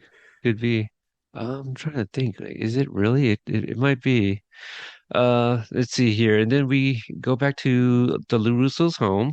Chosen is watching 90 Day Fiance and is really into it. He has a couple of yoo-hoos there on the table, some bugles. I like those chips. I think they're a little underrated. Um, I guess I don't know. snacks. They're They never not really necessarily worked for chips. me, but I don't. I No? guess I Okay. didn't eat them much. They have But different I guess flavors I didn't eat too. them much because they never worked for me. Like if I was gonna get like something I don't normally get, I would get the combos rather than the bugles. I Um, like combos, yeah, especially the pizza ones. like for some reason in my head, these sort of chip things would be equivalent. Like something I don't really get that were around maybe when I was younger. I mean, they're obviously still Okay. around. So, Yeah, yeah, yeah. mhm. I might have to go get some next time just to see if I still like them. But I remember, I mean, it was either that or the Fritos, right? The corn chips. That's Yeah, basically what they are. Yeah, Fritos are good. I like those, especially the Mhm. chili ones. All right. See, Cobra guys, we could do food talk too. Food Zoom. Yeah, yeah, yeah. Shout outs, we love those guys. Let's see here. Now I'll be honest, the very first time I saw this, I did not like Chosen watching 90 Day Fiance. I felt it made him look soft. Yeah, I think I remember you mentioning something like that vaguely because it was before the season came out. You're Yeah, like, I yeah, don't know if I like because you were like because John had said we know what Chosen watches on TV or something or yeah, like yeah, his yeah. favorite show or something like Right. and you expressed skepticism about what it is or something like that. Yeah. Yeah, I think it kind of sets up, for 509. obviously, yeah, Yeah, yeah. yeah, It's yeah, a yeah. good In setup. hindsight, but Yeah. when I first watched it, I was just like, yeah, I don't know. And at that point, I was also still trying to figure Chosen out. I didn't Hmm. know, again, on my first watch, I didn't know he's going to be in every episode. And that Hmm. was also, I had that realization that he has all the colors of Sato, Mr. Miyagi, and Chosen Karate Kid 2. So Hmm. it's a whole new Chosen that I was just kind of, everyone has heard me saying I want more Cobra, or Karate Kid 2 Chosen in season Hmm. 5, right? I've Hmm. been championing for that. And Right. Yeah. so in episode 4, after like a really, badass fight in episode 2, Hmm. episode 4, he's watching like 90 Day Fiance. I'm like, what is this? Fiance. Like, what is Well, this? it was his day off, so It's that's his it. day off. Okay, that's fair. Like he could take even the Okinawan assassin could take a day off from being a Yes, badass. I Yeah. mean he was still guarding the dealership in the home, All but right, that's fair. And you know that I'm not sure some people will tell me 90 Day Fiance is badass. So I'll take it. I'll take it. Um, if you say so, I oh, honestly I didn't even know it existed until this show, so okay, okay. I don't know anything Um, about it. I do wonder, like, if that's real footage. I'm sure it is, right? Uh, I don't know. Ask them. yeah. Yeah. Amanda, and Daniel storm in, which catches Chosen off guard. Now, question to you: was he embarrassed to have been watching, or turns it off because they're fighting? I think he's embarrassed because he was like tearing up, right? Never give up, right? Like that's Well, what he said. yeah, he does wipe his tears as he walks up to them, Yeah. but he doesn't do it discreetly, I feel. Hmm. Unless it was just like a blocking thing and that's just kind of like that's what we can do. I don't know. Like I feel he would have like tried wiping the tears before he Mhm. stood up, but like he's like walking up to them as he's wiping his tears. Well, So he okay, yeah, he jumps up because it's a loud noise, right? And he's right, on right, because guard they duty. stormed in. So Yeah, that's he's why I wrote he's down. ready to kick some butt if he had to. Yeah, But luckily yeah. he didn't. So then he can Quickly switch turns off back the to TV. yeah. Yeah, Mhm. And quickly then turns off and the then TV and maybe he turns it off because yeah, because they're fighting. That could be it. Yeah, mhm, because like they're fighting, right? So mhm, like turn off the extra noise. mhm. Yes, Yeah. yeah. Because I feel like I mean Chosen has been embarrassed, so but I mean he's got some other confidences as well. Mhm. Um, but yeah, a very heated exchange between the two. And at one point, Chosen even accidentally slips that they also had a fight at a furniture store. So just Furniture kind of store. just adding fire to the gasoline here. Just like oh okay, more stuff I don't know about here. Mhm. And Daniel says me and Chosen will handle it, and we get that line for the trailer. You handle it, or Yeah. fine, handle it. Yeah, Yeah. and Handle. she says that she's gonna take the kids and need some space, from Mhm. all the crazy here and steak. So there we go. Mhm. There Episode you go. 4, Downward Spiral. Really It's good episode. really good. Um, Yeah.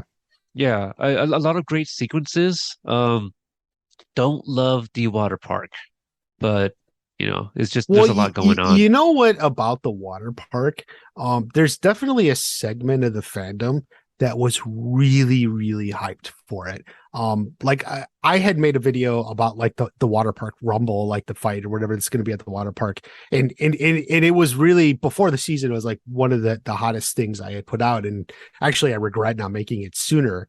But because I think definitely like a lot of fans when they're hinting at a fight at the water park, I think a lot of fans were actually like imagining some insane all out rumble where they're like fighting down the water slides and jumping over stuff and like leaping It's through the yeah. pools and something absolutely insane. And like fans were going nuts. Like they were getting so excited about that. Like Interesting. Okay. I didn't actually think that. Like I didn't predict something like that at all. I did think it was going to be more than what it was. Like it ended up being a race down a slide. Okay, it's Yeah, not like yeah. in karate show that's like okay, like I get it. And it's a race down a slide that was rigged. Like it's not even like a fun race, it was a rigged race. Like All right. like And there is kind of some anticlimactic feel to yeah, that, yeah. especially that was built up before the season came out. And also to kind of add to that, the chanting of calling Tori a cheater, like I felt that was a little downplayed. I don't know if that's the right word I wanted to use for that too. I was just kind of like, oh, that could have been something there too. But yeah, I didn't even think about that. Like, the because you do your live streams, right? So Mm-hmm. you get a lot of those interactions with Mm-hmm. these fans that are not really on Twitter. Right. I Yeah. mean, I mean, there's there's the, yeah, the comments, I try to read, right, most of the comments that come in and I see what people are imagining and right, where the right. hype is. And like, I can make a video about, uh, Terry Silver, and then I make a video about this water park fight. And when one's getting 200,000 views and the other's got 30,000 views, well, guess what people are excited about? Like, Yeah, yeah, the like, water so fight. yeah. Because like you see some altercations at the water park from the trailer, and then you see like that sequence with Robbie and Miguel in the parking lot. So you're like, because at first we were thinking, oh, that's something right after Mexico, so everyone was trying to like make those connections, and so like yeah, I could kind of see that now. Yeah. Okay, so if you want to say anything else while I'm pulling up the feedback, we did Um, solicit feedback from the companion group, the Facebook group. just I about the very end, like I didn't expect Amanda to be leaving. Like when we saw that fight in the trailer, I didn't think she was Right. going to be leaving. It's obviously a setup for the next episode, which we'll get to next week, which was a very big surprise. So, Yeah, you know, absolutely. mhm, I mean, and yeah, that's it's going to be a big episode, one of my favorite episodes, mhm, and so very emotional. Like I tear up almost at the same spot every single time I watch that episode, and we'll get there. Um, So, okay, the feedback in the group. The first mhm. one is from one of our moderators, Jen. Her first comment, Top Gun Johnny. That is all. And she's got a few emojis here. Chef's kiss, hot, the red smiling face with the sweat, and 100, and also Yeah. the okay side. So, yeah, maybe this was Dimitri typing for her. She, I'm not sure. I was going to say she connects with Carmen there, Yeah, but right, right. To see Cobra Kai Wisdom, Mike P, a great Johnny episode. Uber driver Johnny is everything that I never knew that I needed. His scene with Dimitri was fantastic. He even received a little wisdom from Pawn Shop Guy of all people. And I really liked how far his relationship with Shannon has come as they both work together to co-parent Robbie. Yeah, I Mhm. completely agree.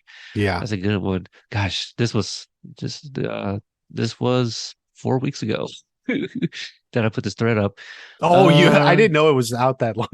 yeah, yeah. It's so much has happened though, like, Yeah. but I've had interviews that I've been putting out, so that's Yeah. good, hopefully. Mhm. Um, let's see. The next one is from JS. This is one of my favorite episodes. I honestly thought Miguel and Robbie were about to throw down at a water park. There you go. Mhm. It got pretty intense between them. Also, is anyone going to point out Kyler bullying an eighth grader? Yeah, that's true. Well, Kyler doesn't discriminate. Doesn't matter Yeah, how no, he old you are. doesn't. He doesn't. He's like, If he tried picking on a 50-year-old man in the very first episode. yeah, it's The true. scenes between Silver and Daniel at the auction is a little callback to season 4, episode 6, when Silver tells Daniel that he's always been a little hothead. All he has to do is wind them up and get out of the way. Silver Absolutely. Yeah. is Mhm. no dummy. Yeah, yeah. Mhm. He knows how to get to Daniel since he's been doing it all season. And then, Mhm. I mean, all season, yes, but also he's done it before. So, Mhm. And his last comment, finally, classic Johnny line as an Uber driver. Hey, shut the hell up. This is the best part. Shout out to the writers for the 80s music throughout the whole badass. The whole series, pretty Yeah. badass. Yeah. Hmm. Yeah, yeah. See? So there you go. We like the same line. Jenny, she comments under there, mistaking Billy Idol for Billie Eilish was the best. So there you go. Jennifer C, she says, love the speech Lyle gave Johnny, and of course the Top Gun bit and playing with the boys. Oh, and Chosen watching 90 Day Fiance. I didn't say it, but I feel a lot of us know. But playing with the boys is also the song Johnny was trying to sing from Party Time, episode 408. Just Oh, so right, right. they were Yeah. able to get the song. So yeah, he was trying to sing that because apparently he had been watching Top Gun again after the talk with Carmen, Hmm. and this is the song that's playing in her dream sequence. So Hmm. next one is from Cisco. He says, I thought it was cool to see the actor Christian Anderson back as one of the last Uber drivers. He played a small part in episode two or season two, episode three, Fire and Ice, when they show up in Miyagi-Do and leave because Right. they think Daniel wants to do the chores. So there you go. Hmm. Right. So Yeah. so yeah, everyone kind of recognized him but wasn't sure. But Cisco here, has got the actor's name down. I didn't even learn his name, but I know his character name as Paul. So Hmm. so there you go. And she added to his comment. Oh, sorry. Do yeah, no, no, I finished. And adds, I recognize him too, since it seems he never joined Cobra Kai that we have evidence of. I wonder he recognized Johnny and or what he thought of his new job. Interesting. He's never met Johnny. Yeah, yeah. It was only Daniel, and then the He'll have car met the whole wash. cast by the end. Yeah, Yeah. yeah. He's gonna be chosen in the next season. Yeah. Hmm. So somehow. Dorian says, I love how Johnny thought that the girl said Billy Idol, not Billie Eilish. Love Moni.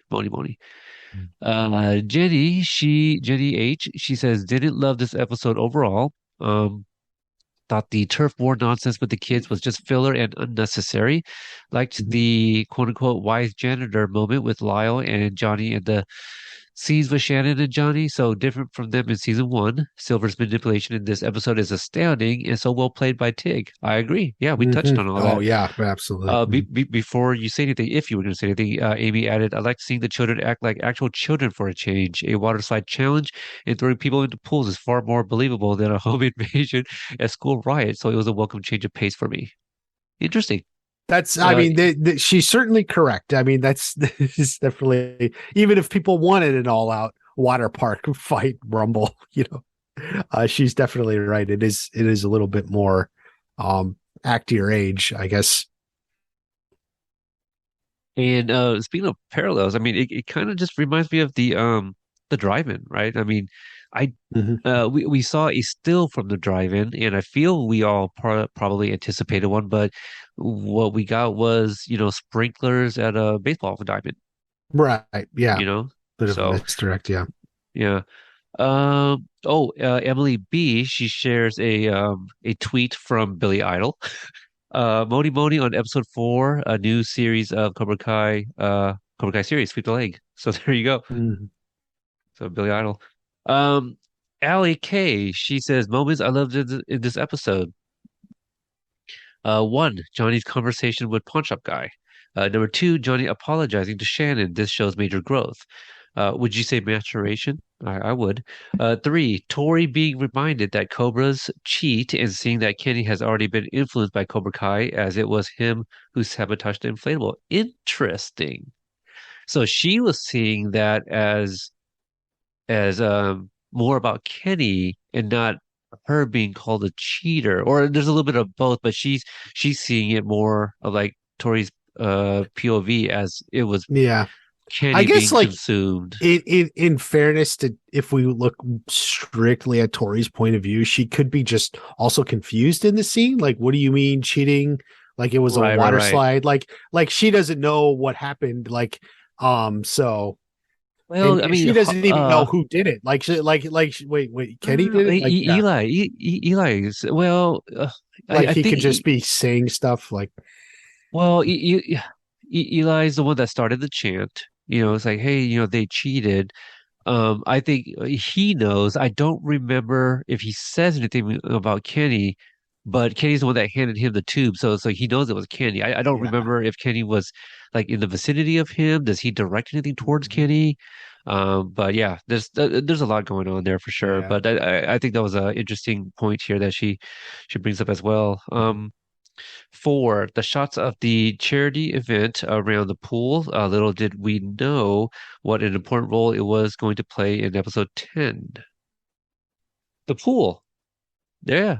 Oh yeah, Did definitely. did Yeah, did, did not think about that. this and the episode 2 when Chosen goes there are all vague, establishing the location Right, right. moments. Yeah. Yeah, yeah, yeah. Mhm. It reminds me of something. I'm forgetting which movie it was, but it's something where yeah, it's kind of a you show this us now, so that way we can show you like bits and pieces of something else later as a Mhm. shortcut because like you've already seen that, right? So we don't have to kind of show it again later. It would just cut it down to kind of move it along, You right? Move the story establish along. the Yeah, location. Yeah. Mhm. exactly. So God, there was a really good example of that somewhere. Oh, Titanic. You're walking around the whole Titanic showing us where Oh, everything is. it has Then later a on, sweeping shot of the whole ship early in yeah, the movie. yeah, yeah. So Yeah, like things you like did that. right. Mhm. Let's see. And, I think she means five. It says one, but the charity event. I love the time given this season to Daniel and Silver's storyline, but it's so tense. Everything building to Daniel and Amanda's fight. Of course, all this created a great balanced episode. Johnny fixing relationship with Shannon at the beginning, balanced with Daniel rooting his Mhm. at the end. Yeah, yeah. So there you go. I Yeah. love that. And added to hers, can I just ditto everything Ali wrote? Looking back on the season, especially after rewatching the finale, it's interesting how Kenny is devastated to hear Terry cheated at the All Valley when he had no qualms about cheating here and giving Hawk a punctured tube. Uh, and Amy adds, I Hmm. assume it's a matter of Kenny just wanting to fuck with Miyagi Fang, but being upset that their sensei didn't have the faith that they could win on their own. When yeah. Yeah, yeah. And uh, you guys probably have all figured this out already, but like, I'm assuming people have already watched, so that's why I kind of like, read some of the spoilers or even reveal some, but I try not to get too full in details because we'll eventually get there. But I will Yeah. definitely reference something that I know we have seen. So I know like sometimes, um, I think a lot of reviews, and I've done this before myself where I try not to reference anything in the future. Let's see. Amy has her own commentary. She says, one thing that's been in my head since probably the second viewing is how much Lyle's little speech about family reminded me of the moment in Grosse Point Blank when the woman tells Martin about how wonderful parenthood is. There was a very, very similar tone and framing of the whole thing. When I realized that this episode was directed by Steve Pink, it got even more stuck in my head how much the similarities got me. I'm almost positive it's coincidental and not at all intentional since there's no reason to think a movie someone wrote over 25 years ago would influence a small scene in something they were directing all this time later, but it's all I'll think of in that scene from now on. No, Amy, I mean, I've been doing it all episode.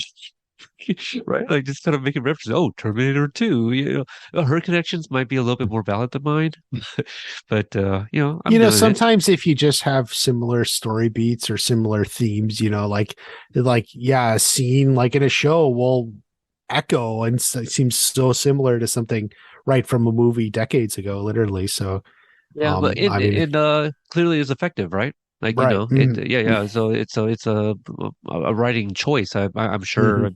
I don't know. So I try not to speak on this as I'm not a writer, but let's see. We got a few more. A lot of these are from Anne.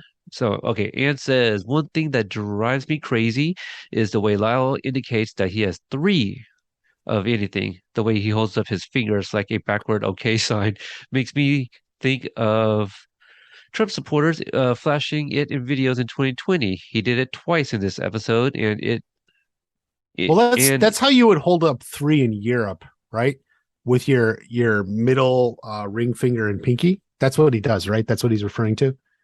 Oh, I believe so. Yeah, and I actually made that same reference to Inglorious Bastards when talking about episode two. Right, So you yeah, did. yeah, Yeah. yeah. Um, So yes, so he did it twice in this episode, and in at least one other episode in a previous season where he tells Johnny he has three locations.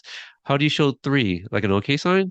Or oh, I'm sorry, one like an OK sign, two index, middle, and ring finger up, thumb holding pinky, or three pinky and ring finger down, like I think many Europeans do. Do you have a palm facing out or toward you? Anyway, it's totally irrational, but it pisses me off every time I see it.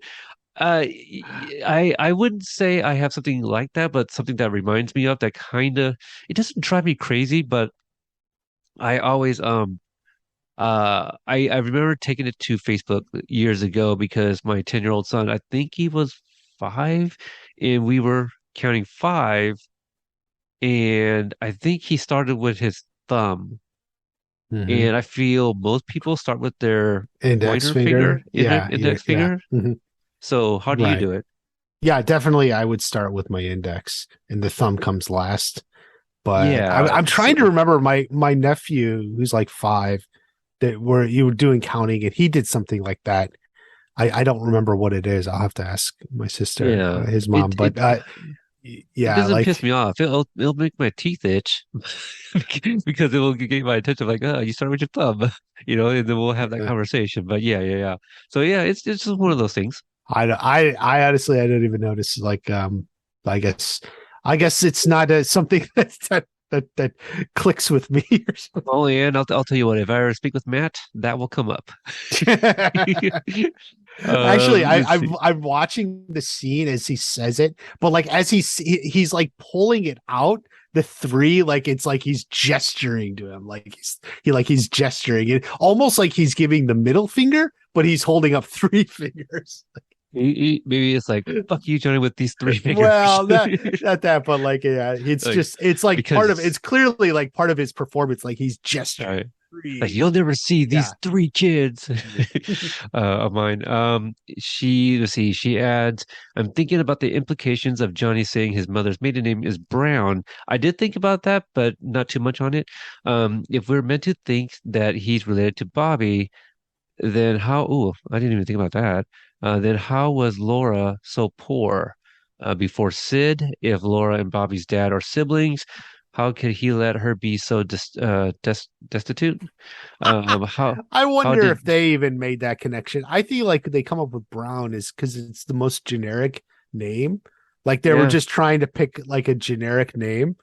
And I wonder if they even realized they made that. Like, I didn't even think of Bobby myself. Like, wow. right. Like And we I just went by it and didn't even mention it. But like, I would mm, have to fact check as well, but like, again, Cayman, he made a lot of these names like on the fly too, like John Kreese.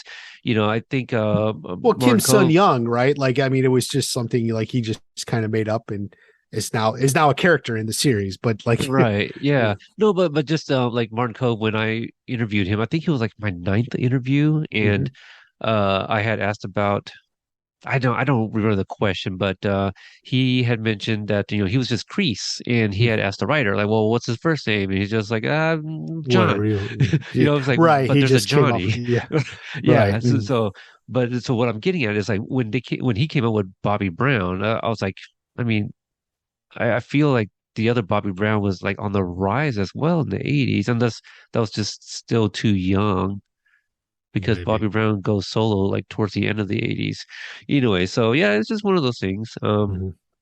But I don't know. I didn't catch the implication. Let's see. Let me read that again. I'm thinking about the implications. Who's implying though? They're somehow related, essentially. And Right, then right, if right, right. they were But related, what's the deal? Like, but I gotcha. Did you like in the event if that's what they are trying mhm. to hint at, like okay, I got it. If Laura and Bobby's dad are siblings, how could he let her be so destitute? How did Johnny not have friends until after Cobra Kai? This is, of course, assuming that Bobby is also an Encino kid. They have no reason to think otherwise based on the Karate Kid. Of course, his mom's maiden name being Brown could be a complete coincidence, and Johnny and Bobby aren't related at all. which I think that's what it is. I think that like it's a very common name, right? So Right. you're And being I very close. feel I know that TB3 are extremely patient with the reveals. I mean, Daniel LaRusso not appearing until the end of episode one, John Kreese, the finale, uh all of these things in later seasons, which they could have, you know, not put all their eggs, well, if they put in their eggs all in one basket, right? Like I always think about to one of the lines that I never never thought about as an actual line, So when I first watched Cobra Kai and in episode 109 when Johnny calls Daniel Danielle, I Hmm. chuckled. I was like, "Oh, that's funny." Because it is. And then I Yeah, right, rewatched The Karate Kid sometime shortly after that. I go, "Oh, Dutch says that." Like that's not something that I remembered, right. and also like I stupidly said when Tom and I reviewed 110, I was like, oh, the Cobras, they came in chanting Cobra Kai, Cobra Kai. I didn't know they did that in the original movie In the either. Just original, yeah, they did. because Yeah. that sweeping shot, Hmm. I'm focusing on Miyagi and Daniel. Like I never Right. paid any mind to Yeah, the yeah, Cobras. it's literally like just in the side almost is like they run right by Right. and they're shouting Cobra Kai. Yeah, like it's like that's like a great pickup from the John Josh and Hayden, Yeah. to take It, that and make it a whole thing in the they're episode. so good. But Yeah. like yeah, the Daniel thing, that's just kind of like Johnny could have called him Daniel at any point, but they saved it for 109. So what I'm saying is like they're really patient, but I don't Mhm. think with like a brother, or like familial reveal, I Mhm. think it would have happened by now, especially like some of Or it would have been hinted Bobby at. showed up Yeah. right in season three when he shows up, like that could have came out during that talk, Hmm. at the drunk Johnny walks into the church. Hmm. So. And as another one, I love that Daniel is in a powder blue suit when his relationship with Amanda falls apart, just as he was in a powder blue tux when he broke up with Allie. I think it was Emily or Allie, who noticed it when the trailer came out. Emily added, I did notice the powder blue suit and I recognized it was similar to his prom suit, but didn't remember that he broke up with Allie while wearing it. In the course of the discussion, someone else said that he was in fact in the original prom tux with new lapels per Ralph Macchio, or maybe that Ralph said he had kept the tux and had it modified. But honestly, I think the CK suit was new. Either way, he wore it well. Let's get Johnny one to to match. And there's a few screenshots here of between the two here. It does not look same. I mean, I think I retweeted Ali's tweet too, sharing that because they're showing it. Hmm. Yep. And that is all of our feedback.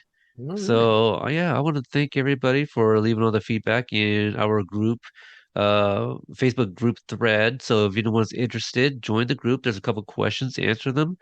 Agree to the rules, and we'll let you in. And there's a lot of fun stuff. We make all the announcements, or not make the announcements, but we share all of the announcements of the Comic Cons. We've got a few other content creators in there as well. Our mods and admins, they scour the internet looking for all the different interviews and stuff that you guys all might have missed. So it's all in one spot, in our group. So but yeah, that's it for Downward Spiral with the feedback and all of that. And another fun episode. I can't wait for the next one. We may or may not have a special guest for that. We kind of been Mhm. teasing it a little bit, so if you guys picked up on the clues, you guys will know. If not, then I guess you'll have to wait to see the next review. So. Yeah. Watch party you got anything coming out? I know I mentioned you just did a live stream. I've been on vacation, so I'm behind on my watch party videos. Anything you want to pimp out, or anything people might have Um, missed since we last recorded? I put out a video on season six, some a little bit of a longer one, not super long, but like just sort of thinking about season six. I wanted to think about it a little bit more Oh yeah, yeah. broadly. I think I saw Um, that. yeah, so like that one just came out, so that's something if you were looking and you haven't seen anything recent, so that's one to check out. Yeah, I didn't see it as in I watched it. I saw that it came out. I It have came not out, yeah. gotten it. Yeah, yeah. Well, for me, I mean, I'm doing most of my damage here at Cobra Kai Companion.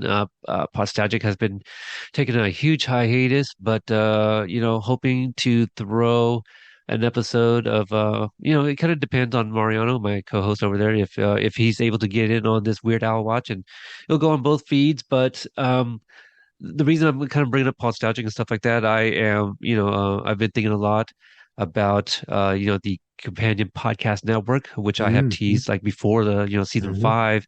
And I think that's going to be more of a reality after we complete our episode reviews, at least for Cobra Kai, because I think it just Hmm. makes sense then. And then some things to look forward to in the future. I have already started the social medias for Twisted Metal Companion, which is show run by Cobra Kai writer and producer Michael Jonathan Smith. Hmm. And so he's a future interview as well. We'll get some updates from him because they are, if I understand correctly, I think he's done with post production. So that's going to come out in 2023. So that will be on this feed. Obliterated will be covered as well for sure. And I don't know. I'm still kind of I don't know if I want to bring Nostalgic over on or just kind of like that's my baby. That's my very first podcast. 8+ years. So Hmm. I don't know if I would just want to bring that over or change it into something else. But I also want to do something like a TV like a TV companion thread to kind of just do like non Cobra Kai Miyagi verse related stuff, where Right, I can stuff that pops up that you want to yeah, cover, right? yeah. They may not be like full coverages, but it's a chance to like kind of interview actors who stood out to me when I'm watching a show or something that I might want to speak with, like stuff like that. Hmm. So I definitely got ideas for expanding. And so I just kind of want to put that out there so that way you guys know that because I've been getting like this is you guys like I've been podcasting for like 8+ years, but I'm telling you, Cobra Kai Companion is where like I thought this was what podcasting was about. And like even with Podstalgic, yeah, I was getting like some suggestions and whatnot, but I'm actually like getting requests now to actually cover certain things. Like shout out to Ron on Facebook, and this was actually on the personal Facebook, not even in our group. I've been talking about Quantum Leap, and he's like, "Hey, you think about doing like a companion type coverage for Quantum Leap?" I'm like, "Man, I would Quantum love to, but Quantum Leap Quantum Companion. Leap, yeah, yeah, Yeah. right, yeah, yeah." But I was originally going to do that for like I was going to do that on Podstalgic, but it's just I barely have the time for companion CKK right now as it is. So Right. so yeah, I'm gonna definitely put the focus on Cobra Kai right now Hmm. until we finish that up. So baby steps, we'll get there. But the podcast network is a changing or coming rather, and there's nothing that you guys need to do. It's just going to be some name changes. If you're subscribed to the feed, it'll still be that. I may have to create maybe a new YouTube channel, for that stuff, and just kind of keep Cobra Kai Companion as the flagship, Hmm. separate entity because it was its own thing. I don't know, a lot of things to iron out. But if you guys enjoy listening to us, we'll be here at Watch Party. I will extend some invites to see, to kind of gauge your interest on some of these other things in the future here. So, you know. I prefer to work with familiar voices and not like seek out, Hmm. So I know Right. when Bree stepped down, a lot of people were reaching out like, "Hey," I was like, "But we've never worked together," Hmm. So that was a thing. But I do appreciate all those offers. Watch Party, where can people find you if they have not yet subscribed and check out these new shorts that you've been doing on YouTube and all these other things? This whole Bobby Brown thing, I think now his name's Brown. Like that's the perfect thing that makes a short that probably doesn't mean anything, but it works as like a 30-second like YouTube short. But I am on YouTube at Watch Party, the channel. You can find it, and you can find me on Twitter and Instagram at Watch Party One. So any of those, and reach out, tweets, say hi. That's fine. And you can always leave a comment on the video too. I do try to read comments that come in. So if you want to leave a comment on the video, anything, by all means, tell me what you think, and I'll see it. Then a good chance I'll reply. All right. And for me, I am on Twitter at Cobra Kai Pod and on Instagram at Cobra Kai Companion, Companion with a K. Again, that's also the website. I believe I might be one interview behind, but at least 126 are all there. All the links to, your Spotify or Podbean, but definitely the YouTube. If there's an audio clip or even the video, all the interviews are there. If you guys are behind or want to catch up or even see who we had, yeah, I don't want. I'm not going to mention any names, but somebody had. I feel Paul Walter Hauser had came up in a discussion. I was like, oh yeah, I've interviewed him, and the person was like, no, I've listened to all the interviews. I'm like, why I have one with him, from season two. So go back and check out the list. Maybe there's just one that you missed. At this point, I continue to joke that it's easier to count or name the ones that I have not yet interviewed that I have tried Mhm. reaching out to that I've been unsuccessful with. So until the next episode, I tried that after high school. Some of the women got a little grabby.